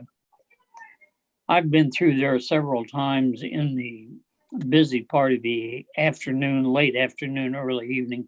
And yes, I think there is a little bit of a problem at that point. If we can get this down to 25 and possibly save a child's life, I'm all for it. Anything else, Mr. Vice Mayor? No. All right. Ms. Nowakowski. I saw your post on Facebook, and I just, out of curiosity, measured the distance between Main Street and Scarf on Lake and Main Street and city limits on Jefferson. And if you have 25-mile-an-hour speed limits on each of those compared to 35-mile-an-hour speed limits on those, you don't lose an entire minute going from one end to the other. It's ridiculous. And I think that the 25-mile-an-hour speed limit provides protection that's needed on both streets. That's my opinion. Okay, thank you. Yeah, I talked to Mr. Hall as well, and my whole thing is, and what my opinion is, when a set speed limit is 25, people are going to do 30 or 35 or even higher. But that is a very wide road. But the big issue is yes, that there are some houses that are just right on top of that road. And then someone had even pointed out, I knew it was there, but I just didn't really think about it with the bike path crossing down there. So my opinion, if you were to drop it to 25, then you're going to have people doing the old speed limit of closer to 30 to 35. I don't have any facts to back that up, but I would assume that's how it is. I normally drive 5 over, me personally, but maybe I don't know what the cost is or what the legal cost would be to try and change the speed limit, Mr. Kitco, but maybe would it be worth trying maybe some signage in that area, and then if that doesn't work, looking into dropping it to 25 is my thought. But I understand the concern completely. What would be the additional signage on top of the 35-mile-an-hour signs you're requesting? Or you I would didn't be know requesting?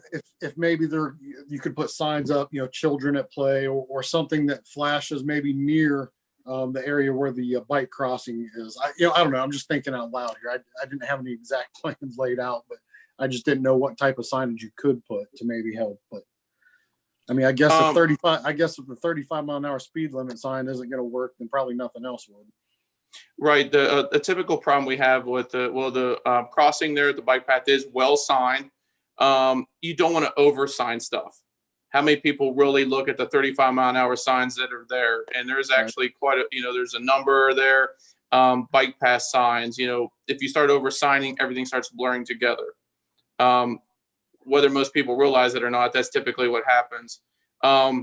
Basically, city is home rule, even though it is a state route. Typically, and this isn't a decision I make, but if I'm looking at speeds, I look at crash data. And I'm working on getting that just for informational purposes for Mr. Bridge and council. And then trying to pull any fatalities, which I don't, well, there is one I know of from the bend there, but was not, I don't think, related to speed alone. I think there was other factors, but I just want to get the data out there. Other things we look at is structures. There are structures closely built on Jefferson.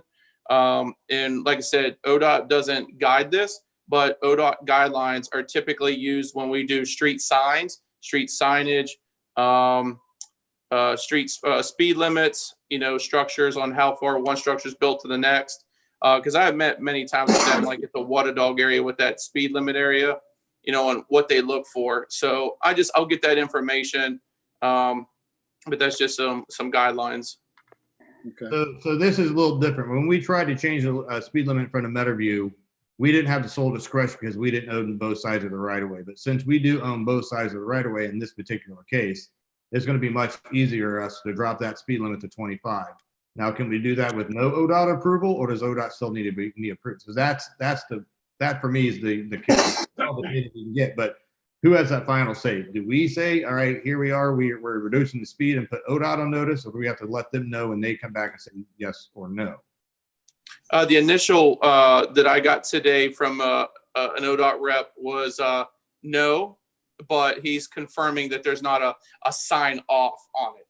Not that it's an approval or a denial, that they sign off acknowledging that the city, and then they can change their information, but he's double checking that for me. Okay, great. Thank you. Council, any other questions or comments on this, or for Mr. Kitco? Mr. Mayor, Sir. if you take Lake Avenue, when they redone the roadway all the way to Scarf Road from Main Street, speed limit is 25 anyway.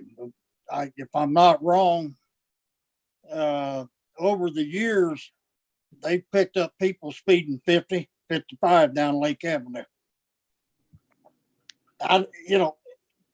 You've got the same, there's been several accidents right there on that curve on Jefferson Street. That pole's been hit so many times right there, it's pathetic. Yes, there has been some fatalities there. Now, a lot of it's due to drunk drivers. It's not what I want to say, kids speeding. So, I mean, the only way you're going to enforce anything, you're going to have to put a law enforcement officer there running radar or put the speed sign up. Okay. Thank you, sir. And you want Miss Eggleston? I think you're muted. There you go. I know that when they put the LED speed sign on South Main, it did slow people down while the sign was there, but the minute the sign was gone, they were back to 35, 45, and 25 zone. Okay. And we will be getting a digital speed sign there. 2x4. I know that having the speed sign does slow them down, but the minute the sign's gone, they're right back to where they were. Do we get the speed sign from the county or the deputies?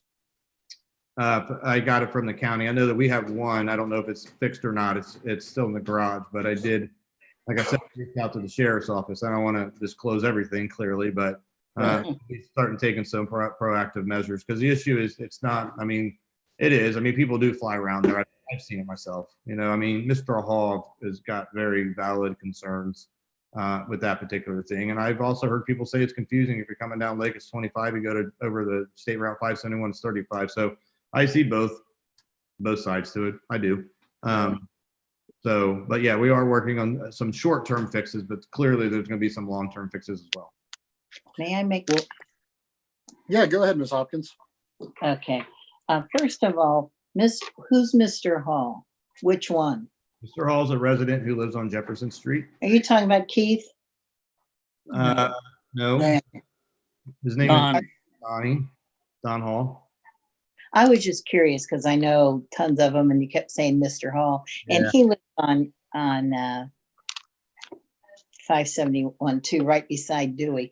But anyways, another thing, I kind of do what Mike said. I drive like 5 miles over the speed limit, but I do not in town. I have had 3 speeding tickets in town now, like 15, 20 years ago, at least now, because they made a believer out of me. My first ticket was for, all 3, 2 in town, I'm sorry. They were both for 37 and a 25. And so I don't even go 5 miles over. My daughter got one for 32 miles in a 25.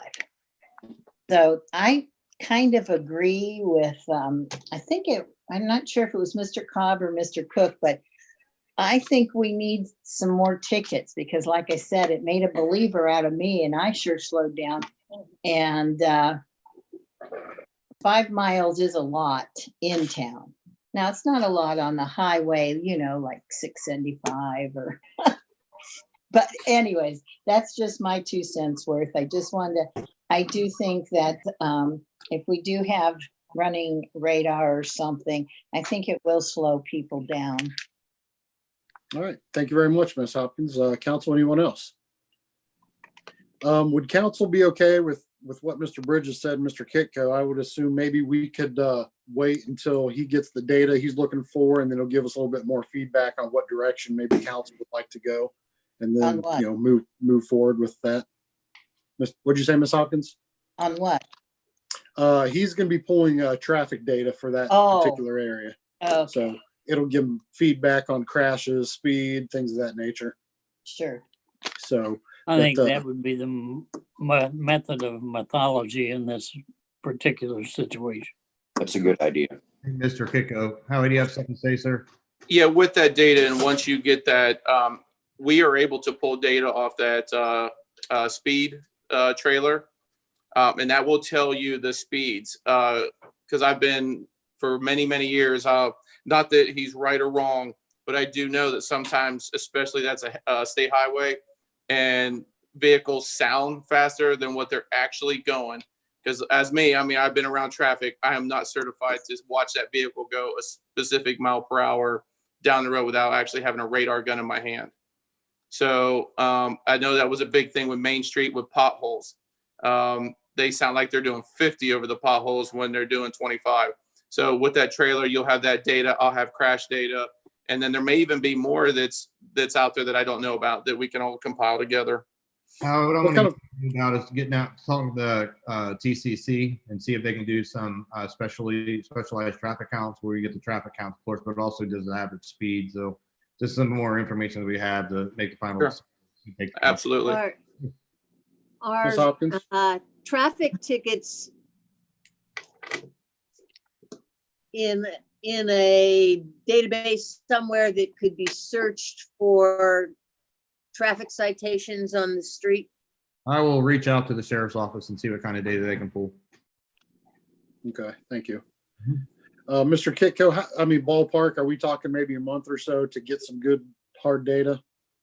The crash data is, I don't want to say a couple days, but I would give me a week or two. Who knows? TCC is still remotely working, and I don't know their access at this point. The speed data, and you want it for some time, that could take weeks to maybe a month to gather something and we may even have some old stuff from an old unit that might have been sitting out there 4 years ago, 5 years ago, something like that. Okay, great. Speed data we're pulling from the mobile unit that we have out there.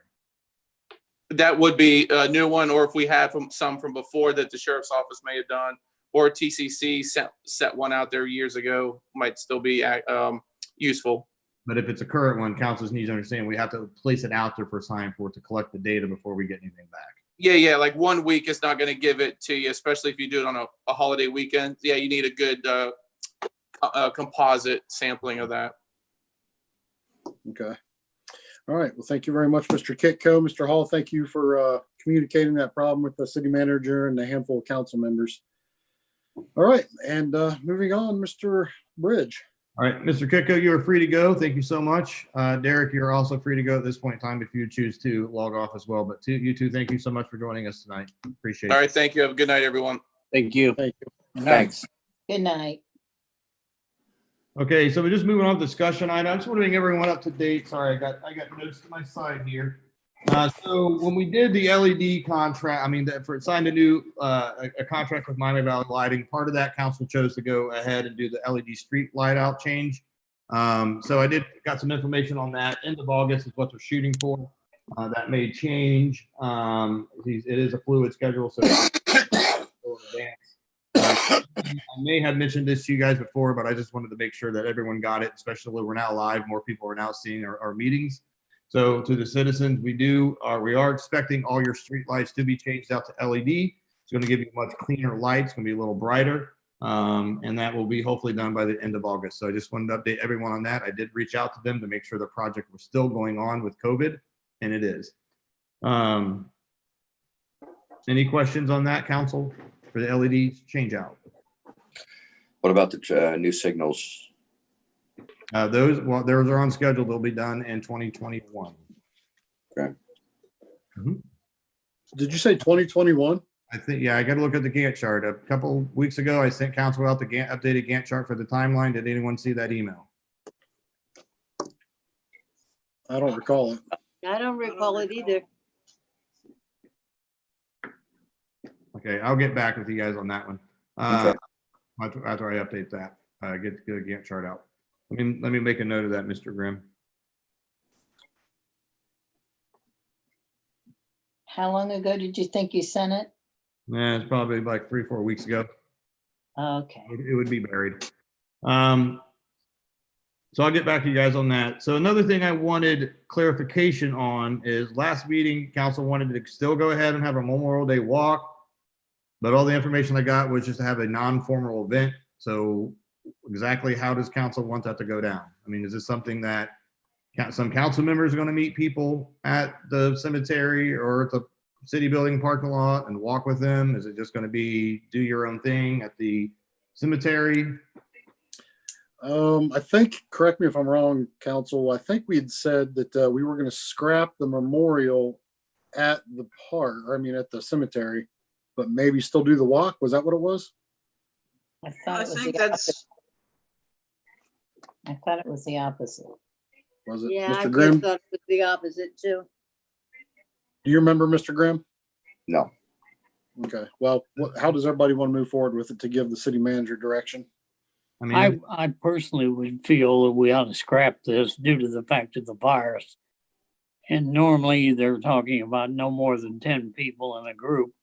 So consequently, most of the people that's going to take part in this are going to be the old fogies like Mr. Grimm, Mr. Cobb, and myself.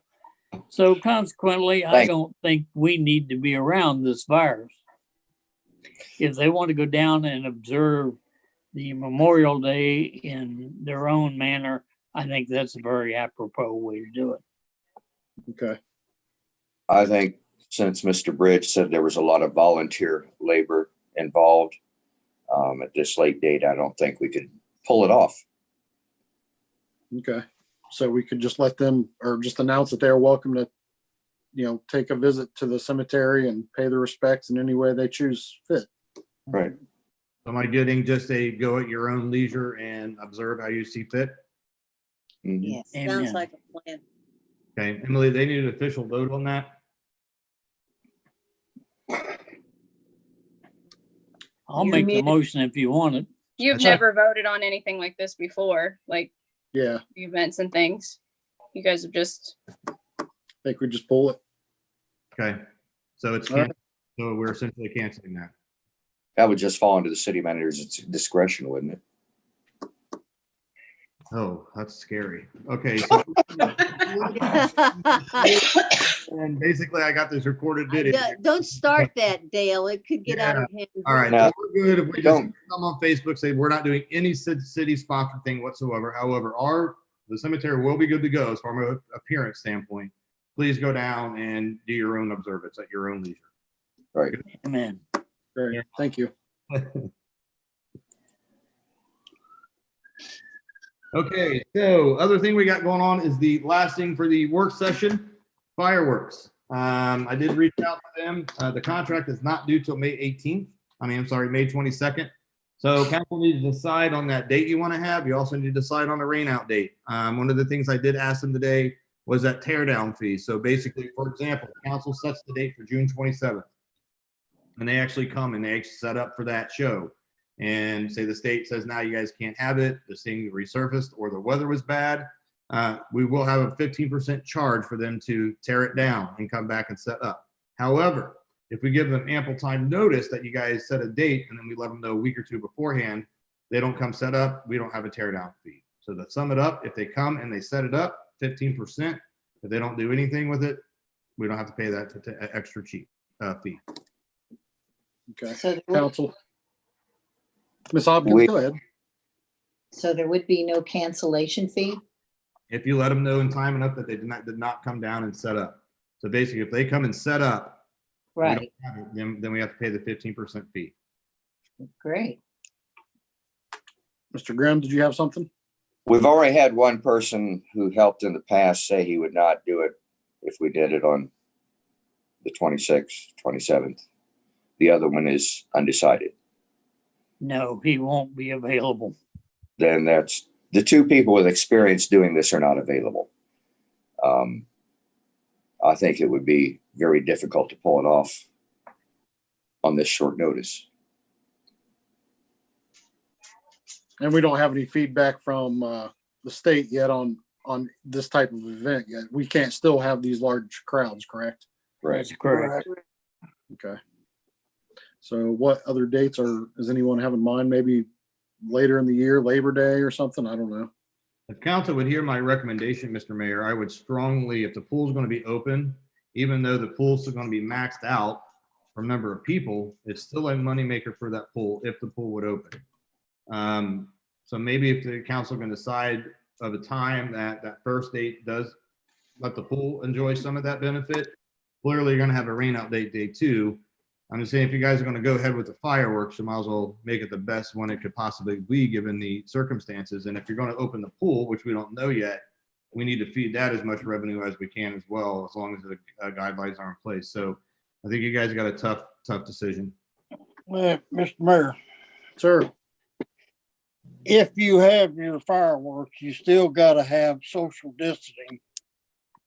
And I don't know how you would go about doing that in Howard's parking lot, the baseball field, and back on Brubaker Drive. right. Would we be, this will probably sound bad. Are we responsible if we do fireworks and cars show up at IGA or the baseball fields? Are we responsible for people showing up to watch those as far as taking care of social distancing? This is an event that you are basically sponsoring. Mhm. I would assume that, yes, you are going to be responsible for that distancing. Okay. My recommendation would be just let it go this year, make it bigger next year. It's probably the best bet. Ms. Eggleston? Sorry. No, you're right. I was just making my round, Ms. Hopkins. Ms. Eggleston, do you have anything? I can't see having it in June. And we don't know if we can. And the only other option to have it this year would be to have it with Heritage of Flight. But I can see your point as far as having it at Haddock's Field and pulling people from Main Street. Right. Would it be possible to do them from where the Heritage of Flight sets off their fireworks? We would have to contact the individual that lives back behind Rite Aid, just past that bridge. Bob, are you okay? Huh? You're fine. Sorry. Forget it. Do we want to, like Mr. Bridge said, do we want to hold this decision once we get back in regular discussion and find out, because it may change depending on what happens with the pool. And then we can make the final decision on the fireworks after that. Okay, Is that okay with everyone? yep. Is that okay with you, Mr. Bridge? Oh, yeah, absolutely. Yeah, sure. All right. I think it's probably the best one. All right. Okay, let me get my check. That's all I got for work session. I got other city related topics. So if any council members have anything to say in the work session. Okay. So anything else in the work session, council? Nope. All right. So we will go into There's- regular stuff. Let Oh, me, I'm sorry. let me mention something real quick. Randy and I, as Randy as city manager and I as one of the board members of the community garden, each got an email that was a forward of a grant opportunity, a federal grant opportunity. And it needs to have city participation, which is why they sent it to Randy. What the grant is for is to set up a composting facility that would provide educational opportunities for people to learn how to reduce organic waste, food waste particularly. And the idea is to make it so that it is a moneymaker and something that's going to generate work opportunities in the city.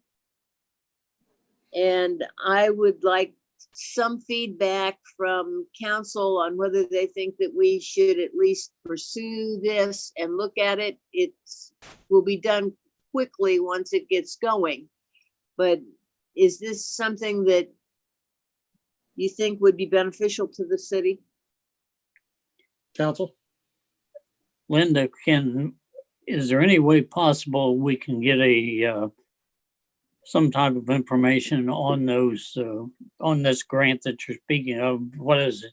3-4 pages, a website, or what do we need? No, it's about a 45-page document. How about I sit down in the next day or two and get something out to council so that you can read through it as a summary of what the things are. And I would like any input anybody has. I mean, with one of the good things, if anything good is coming out of this COVID thing, is that the community gardens this year are fully populated completely, first time. And that's with many more beds than we had last year. And we're starting to put some beds in the ground as opposed to all raised beds, which we've done. People are getting involved in this, and if they get involved in it and enjoy it and see that it's beneficial, it could grow more. And certainly the food waste in the United States is a major issue, and it's a problem for waste management companies, believe it or not. So if I draw up how about I draw up a shorter document that kind of summarizes where it's going and get it out to all of you by the end of the week. I think this would be the way to go on it. I was talking with John up there, I think it was Saturday or Sunday, and he enlightened me on what you were trying to do. I think it's got some merit. Okay. Yeah, I do too. It has a lot of merit, and it could get the city working with the community garden, with the community as a whole, with the school district, grocery stores. It has some potential for building some good relationships. Councilwoman Noakowski, another thing I may suggest is I just registered myself and Derek today for the webinar that's on June 4th. So I wanted to go through that webinar to get a better understanding of what's going on and then get with you so you can maybe report back to council. But that 45-page document, that's going to be a lot to get through. So maybe we just wait till the webinar and see if there's like a condensed version that they give out that we can pass on to the regular council members. So Okay. you know what I'm saying? Because the grant's not actually due to the 26th. So council can get the information. If I think it's a good idea, I'm gonna get with Derek, and we definitely will partner with him. I just haven't had time to sit down and read all that stuff back to back to back. It's a Right. lot, but I still think it has a lot of potential. All right. Mhm. Anything else before we return to regular Oh, session? Let me add in there, that's $45,000 to $90,000 grants. Yes, there's no city match. Okay, thank you. Mhm. For the benefit of council members, I spoke with Michael Maxwell the other day. The farmers market is still going on. I will be having a booth in front of my place so people can meet with council members. Anybody who'd like to show up is more than welcome. Sounds good. Thank you. Good. About the farmer's market, I have some concerns there, because in order to maintain a 6-foot distancing, you have to close down the parking on Main Street. And I addressed this with Michael, and he has not addressed it back to me. The sidewalks do not allow you to have those booths and traffic on there and provide 6 feet distance. One of the things I recommended to It just Mr. can't Maxwell- happen. Sure. One of the things I recommended to Mr. Rackwell was actually change the route of it. Instead of having it going around and you cross Main Street, you go up the Rite Aid side. I suggested maybe he just continues around and use Main Jefferson Church to Washington. So you basically have a square. So everyone's going one way. And then we don't have a backup at the crosswalk signal. Right. That's not the plan what they came up with. So we just need to make sure that whatever plan they come up with is compliant with ADA compliance, is compliant with the social distancing requirements, and he does a good job. I'm sure they'll figure something out. But I have given my recommendations, but unfortunately the final plan came back. They have people crossing Main Street. I have a problem with that. I mean, I think if they space it out, they maybe have some people there. And as long as it's maintained somehow where we don't get a backup of people standing close to one another, because those aren't wide sidewalks. The moment they have a line coming out, Right. got a wheelchair, they have a hard enough time doing ADA compliance anyway with how it's set up. But I'm sure they'll figure something out. And, you know, just as April's great at managing the pool and coming up with a logical reason to, you know, plan in place, I'm sure the farmer's market will do the same thing. But there again, we can go back to what Dr. Patterson said about coming and going from the pool. If they are just passing, Well, there's there's a very, vendor's booth there. I mean, you're gonna have people stop and look at the booth. So that's why it was, somebody's looking at a vendor booth. That's why I suggested one-way traffic. Because you can just keep on going if you're not looking at that booth. Now they're gonna have someone stop at the booth and the traffic's going both ways. It's gonna be tough for them to keep that traffic moving.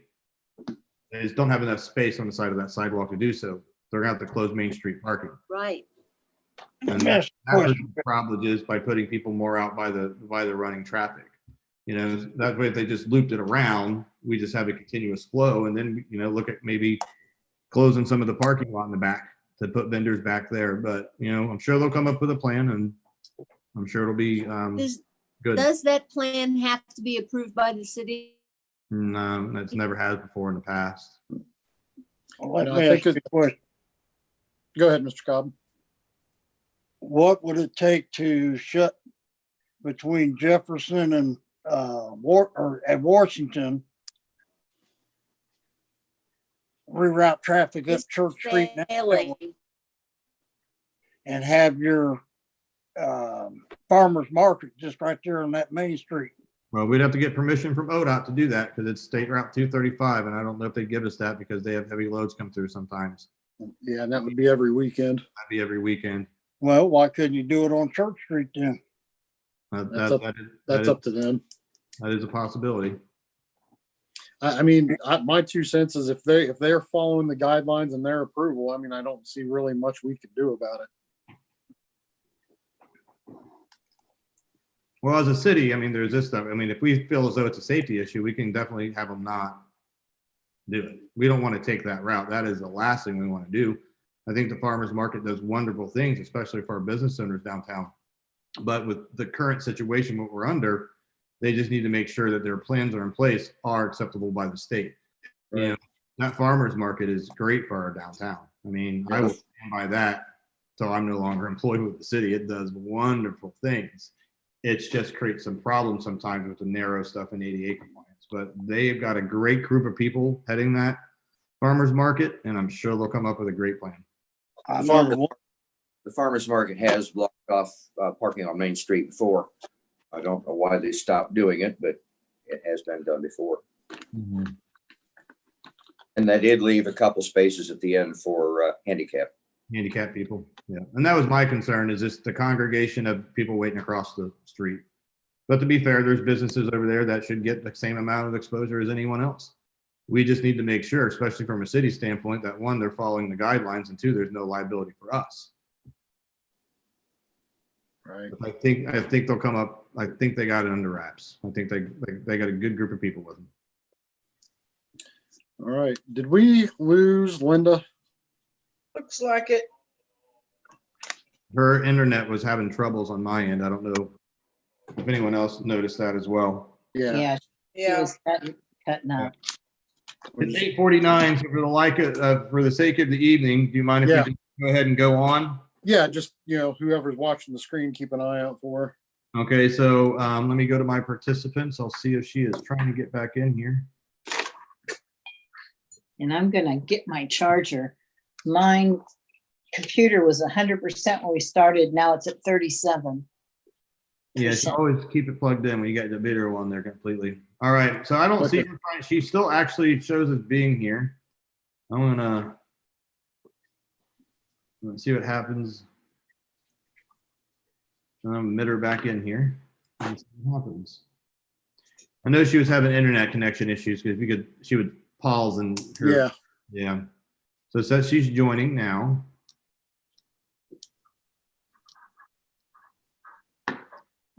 Okay. No, that was Amy's. I'm Okay. back. It says she's in here, but I don't see her screen. I mean, I don't see, does anyone else see her? No, I was just looking. I just see a box with her name on there like Casey's. I don't even see that. There she is. I see her box just show up. Oh, yeah, I see the box. Linda, can you hear us?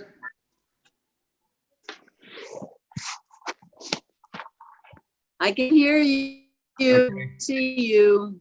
Do you have your video on? Because we need to see I've you. been to participate. thrown out of here now 3 times. Okay. Is your video on? My video is on, yes. I can see my video fine. Can anyone else see Linda, or am I just getting a No, block? I don't see her. No, Linda, can you see anybody else? I do see Linda's box, but that's it. It looks like Casey and Derek's. I see Randy, but he's frozen now. Here comes Mike. Frozen. It's just taking some time for your internet to catch up. Casey, can you help her out from the back end so we can move on? Linda, you can still hear us correctly? Yep. Okay. All right. So now that are we done with the work session? That means we can go into regular session. Yes, sir. Yes. All right. So Emily, if you want to pick up at number 7, action on on minutes. Yep. Do I have a motion to accept the minutes from May 4th? So So moved. moved. Oh, Linda, you're back. Um, I was looking for you. Dale, I know there was like 3 of you. I think we had I heard Mr. Grimm first. It don't matter. Shoot it. Just And the- tell me too. I heard everybody's voice too. And the Mr. second, Grant, Eggleston for the second. sure. that's fine. Sure, why not? All righty. Vice Mayor Cook, Yes. Mayor Lowry, Yes. Councilwoman Hopkins, Yes, Councilman Grimm, Yes. Councilwoman Nowakowski, Yes. Councilman Cobb, Yes. Councilwoman Eggleston. Yes. Those minutes are accepted 7-0. How about for May 7th? So moved. Second. Eggleston, Nowakowski. I think Yep. so. Yes. Second. Okay. All right, Councilman Cobb, Yep. Councilwoman Eggleston, Yes. Vice Mayor Cook, Yes. Mayor Lowry, Yes. Councilwoman Hopkins, yes. Councilman Grimm, Yes. Councilwoman Nowakowski. I think. Yes. Okay, Oh, well. those minutes are accepted 7-0. Ms. All Berner, right, who thank who you. was the first and second on the 5-4 meeting? First is Grimm, second is Eggleston. Thank you. All right. And to you, Mr. Let's see. Hang on. Yeah, communications. Back to the rest of the city manager report. All right. Yes. All right. So farmer's market, just so council has the correct information, I did go ahead and attach all those guidelines from the state. So you guys have that part of your package. We also have been getting a numerous amount of calls for the garage sale. The city will go ahead and put out the legal ad that says massive amounts of garage sales in our city on this date. It is the last weekend in June, but I also attached the garage sale requirements as well. If we're getting a lot of questions about that, I'm sure council members are, or you will be getting a lot of questions in the future. So it's good for you guys to have that information right at your fingertips. So please utilize it. If you need a different copy, just let me know. We've already went through the discussion topic. So some things I want to talk about that I need a motion to approve. I would like to file an extension with the state of Ohio to have an extension on our Hinkle system reporting. The state gives a date that everyone has to hit, but under certain circumstances, we are allowed to file an extension. The reason I need a motion to approve that is because I'm requesting that Mayor Lowry, I have to put a representative of the governing body on the letter as well. I don't want to just go ahead and do that, and neither does the mayor without the rest of council motioning to approve that. So basically, to sum up my rant, I would like to petition the state for an extension on our Hinkle filing system. What that's going to do is allow us to have a little bit more time to complete our audit, given our current situation with the finance director.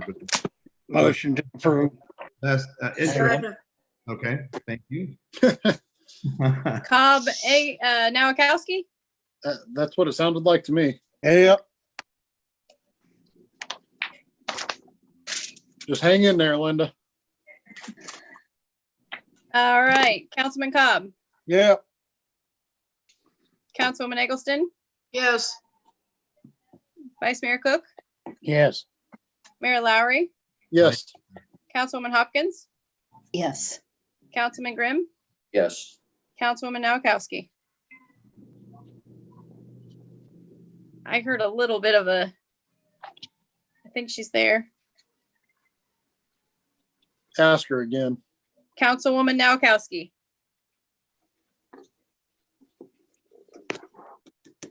Well, I see her video is trying to load. all is garbled. All is garbled she's as stain. Olive garbled stain. Wow, Okay. that's a new one. She has stains. So Yep. that All right. So 601. Yep. Okay. There- I also need another motion to approve. I need one member of council to join me on 5/28 at 9 a.m. via Zoom.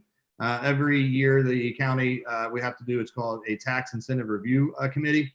Basically reviews the tax incentives that we have in our jurisdiction. We know, we get up to date on what they're required to do, and then we get up to date on what they have done, and then we decide if they met the requirements or not. I would like to see if Mr. Cook can join me on that one. So I can join you. teacher's pet. You just got suckered into buying lunch. So I need a motion for that approval as well. Motion to do it. Thank you. Second, Cobb, Well, Eggleston. If it's Cobb, on Eggleston. Zoom, yes. Okay. Linda said she's going to reboot. Okay. All right. Ready for the vote?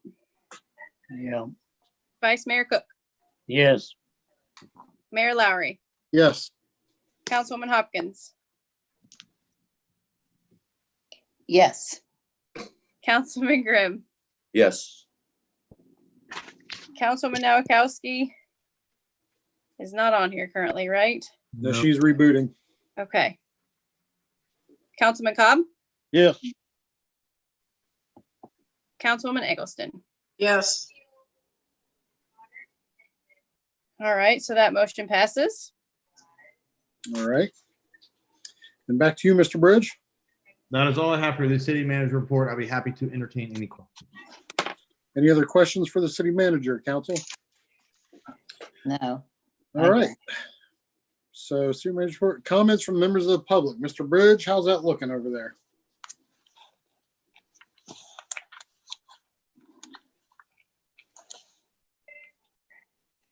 Do we lose him too? No, I'm here. I'm checking up the, No. making sure. I did get some feedback. So we did ask to correct the distance about the pool. And then we had another resident come, was Ms. Mullet, said that Governor Ryan today stated there was in fact a business in Medway that was cited and fined. To clarify, I mean patrons that are actually inside the pool. So I think what that means, and Brandy, if you're actually listening to us, you can shoot me a text or email me. So basically, are the citizens prepared to pay a fine if they do get fined from the state? So I think that's what she's trying to ask. So, Oh, okay. so clearly council won't be able to answer that because you can't speak on behalf of all the citizens, but I think that's, Right. and we'll see if she has an update to me soon. Brandy's a very, very good person as well. Linda's telling me to let her in, so let me just let her in. I'll admit that. Okay. Was that the only question? Yes, yes, sir. Okay. Okay, so her questions are covered, or are you still waiting for something? I think they're covered. Mr. Patterson, I mean, for the most part, I'm glad he was here. He covered it pretty well, or at least I thought he did. Yeah, absolutely. It's a Thought good, he did a good job. Yeah, I did. good. Okay, All right. so I think that we're safe to move on. yeah, we'll move on, and if something pops up, just let us know. And did we lose Linda again? Because we're about to have an ordinance vote. We're going to need, hi, Oh, Linda. there she is. Linda, is anyone else in your house using the internet as well at the same time you are? Nope. So no speed issues on that? Okay. Nope. Probably just the amount of rain we're getting. My internet slows down like that sometimes too. So When, when Linda abstained, do we need to know why? Because she was I probably didn't couldn't know hear what it. you were voting on. And she wrote it on the paper. I was gonna say, her reason was on the paper. Okay, Okay, so, let's see, community commissions, comments for public committee reports. No reports, Mr. Bridge. Nope. Resolutions. Before we go to the ordinance, well, I guess we can make the, if council would like, we could wait till other business to do the pool and the fireworks, or we could do it before we go to ordinances. Let's just do it under other business. Okay. The way we cover our bases. So we drop down to ordinances. Ms. Burner. All right, so we are at ordinance 2020-15, an ordinance giving city manager authority to negotiate the purchase of real property. That'll be, Second. so first by Mr. Cobb, second by Ms. Eggleston. Okay, And in explanation of this ordinance, last meeting we passed financing one, and this is actually giving me permission to actually purchase the building. We actually did get their contract today, late in the day, so that is actually on our attorney's hands. Excuse me, reviewing, and then once we get the word back from the attorney and this becomes effective, I'll be moving forward with the purchase, should this ordinance pass tonight. Any questions, council, for Mr. Bridge? Nope. no, All right, when you're ready, Ms. Burner, thank you. all right, Vice Mayor Cook, Yes. Mayor Lowry, Yes. Councilwoman Hopkins, yes, Councilman Grimm, Yes. Yes. Councilwoman Nowakowski, Yes. Councilman Cobb, Yes. Councilwoman Eggleston. Yes. That motion passes 7-0. All right, do you want to read other business, please? Sure, the city offices will be closed on May 25th, 2020 to observe Memorial Day. All right, and then before we move into executive session, we would need, if someone would, to, if they so choose, to make a motion to close the pool or leave it open as it was scheduled to do so. Question on point of order. Sir, Did we not sometime back make an agreement that the CIP and the budget were both reduced due to this virus and our income being short? I don't understand. Say it again. I'm confused what you're saying. Okay, sometime back, I believe there was a motion or we made an agreement that the CIP and the budget were both to be reduced to any non-essential spending. I remember we talked like general big projects would be held off till, we got solid numbers in after all this maybe panned out a little bit. I don't know if we did an actual vote or not. we Can I didn't. clarify? Mr. What's Mayor, that, Mr. Bridge? can I clarify? Yes. So during the first meeting that we had when all this started, council did make a motion. One that you had a medical emergency and had to be escorted out by the police because I wanted them to follow you because I didn't want you to have an episode in there.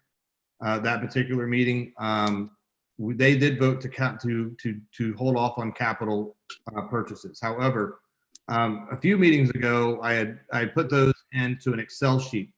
And the pool, we did reduce the security system and we took out the security system and entry rate renovation. We did end up keeping maintenance for the pool at $20,000, the defibrillator for $30,000, and pumping equipment at $7,000. So there is money in there for the pool. That council that we did end up keeping in, and then also $20,000 in pool maintenance.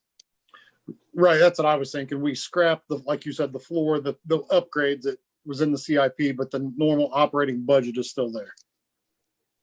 Yes. Correct. Yes. Does that answer your question, Mr. Vice Mayor? Yeah, I guess it will do. If you have another question, feel free. No, go ahead. Okay. I'd like to make a motion to vote to leave the pool open or to open the pool on time this year. All due respect, I think the motion needs to be the other way. Yeah, the motion would be to close it because it was already once we voted on our budget, because we had the pool in the budget, the motion would need to be, to make a motion to close the pool Okay, if that's what you so choose. So if anyone I- wants to make, if it open, I don't say anything, right? correct. Okay, Okay. So I will take that as no motion after a few seconds. Okay, moving on. What just happened? What happened? No Nothing. motion was made to close. Okay, so does that mean it opens as normal? If there's no motion to close it? Yeah, it'll open normal with, the typical, what we'd spoke, the guidelines and things that they have to follow. Okay, I cannot give a date at this point in time. We need to make sure we have everything going on, so council doesn't need to make any motion at all to open or close it, just because it was passed in the budget. I don't know if that really counts as opening or not. 'Cause we passed a lot of things in the budget, but. Well, I thought you were saying that she didn't need to make her motion to open it. Is that what you were saying, Mr. Bridge? I didn't say anything about it. I think the motion needs to be a lot more directive, other than open it or close. I mean, what are you wanting in that motion? so right now, there's a motion on the table to close it, right? So Emily, No, No. No one made anything. no okay, motion at all. okay, gotcha. So Mayor, Mr. Grimm, I move that we open the pool as soon as practical. gotcha. Okay, so no date associated with it. Okay. No. Are What we was- going to stipulate conditions on that? well, I mean, I think in order for it to open, it has to follow the said guidelines from the state. Hmm. So does anyone want to second Mr. Grimm? I second it since I couldn't make it first. I apologize. I was confused on what Mr. Bridge was trying to say. It may have been the internet. I don't want to be confined to a date because we don't know about the pumps, the chlorines and all that. That's Right. Okay, gotcha. Okay. All Sorry. right. So first by Mr. Grimm and a second by Ms. Hopkins. And this is to keep the pool open and open it as soon as possible. Yes. Okay. When you're ready, Ms. Berner. All right. Councilman Grimm, Yes. Councilwoman Nowakowski, Yeah. okay. What'd she say? What'd she say? It sounded like yes. It sounds very, Kowski, what was your vote? give me a thumbs up if you're yes. I think I she's think gone. she's froze too. No, I see her eyes moving. Linda, can you hear us?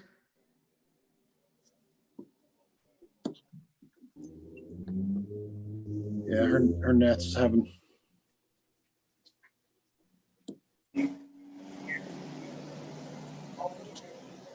How about now? Linda, can you hear us? She's The like, video's fine. Yeah, I don't know what's going on. Garbled. Garbled. Have her give whoever's calling her, have us give her a up or down thumb. Your phone.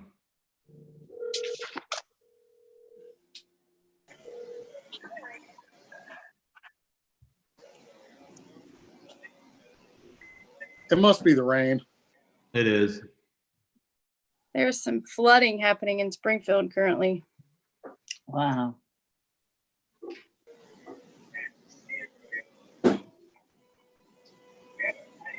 I think she's calling you. Hello. Hey, we can hear you now. Can you hear us? I'd say you're not on the phone because you're just sitting there looking at papers on your desk. Okay, what was your motion on the pool? Yes or no? We couldn't make that out. I said yes. You said yes. Okay. Councilman Cobb, No, Councilwoman Eggleston, Yes. Vice Mayor Cook, No. Mayor Lowry, Yes. the mayor does not have a vote. Yes, I do. No, sir, you don't, not according to the Ethics Commission. You do or do not because of conflict of interest. I vote yes. Councilwoman Hopkins, Yes. Mr. Mayor, all due respect, but did you get that cleared by an attorney? Because if April's making a profit off that pool, you can't vote. I don't know if you can vote on that. All due respect, sir. No, I understand what you're saying, but at the same time, April was not an employee of the city of New Carlisle currently. So that, Okay, see what I'm saying? I don't think that, okay. I don't buy that. Well, the Ethics Commission will tell you that. Okay, but all right, I'll abstain, but I voted on a budget. I didn't hire April. You guys chose her to hire her. I had no part in that. Okay, so with your abstain, the motion passes 4-2-1. 4-2-1. Correct. Okay. There was 2 no's.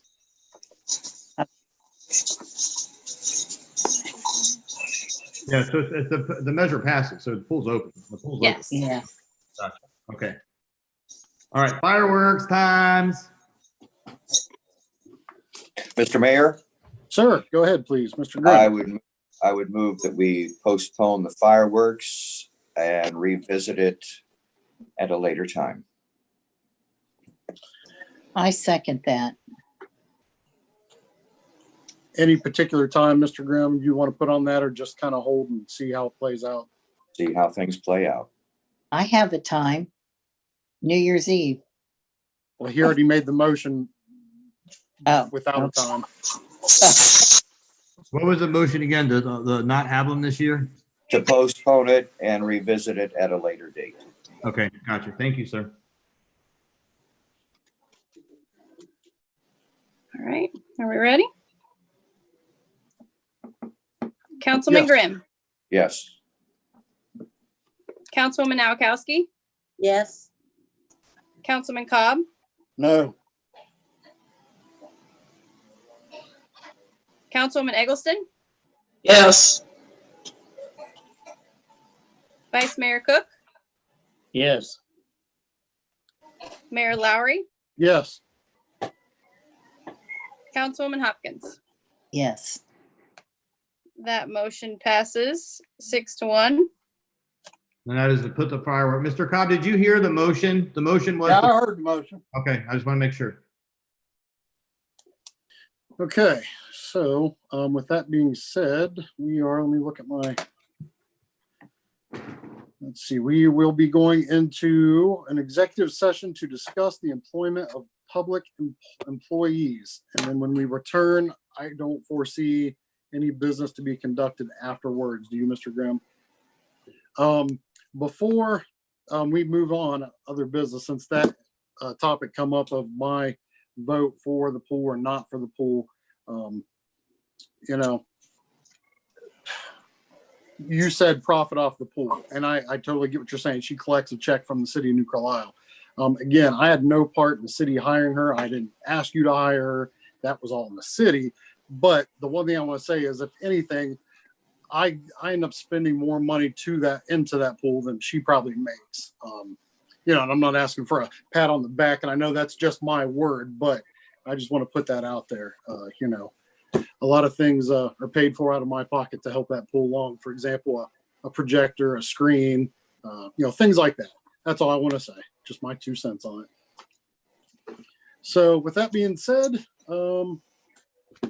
we can make a motion to go into executive session. So move. Second. A second from Mr. Grimm, and I believe the motion from Ms. Noakowski, if I heard correct. Okay.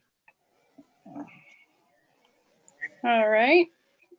Councilwoman Noakowski, Yes. Councilman Cobb, Yes.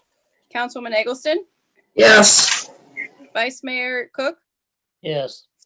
Mayor Lowry, Yes. Councilwoman Hopkins, Yes. Councilman Grimm. Yes. All right, motion accepted 7-0. All right. Casey, is Casey still on?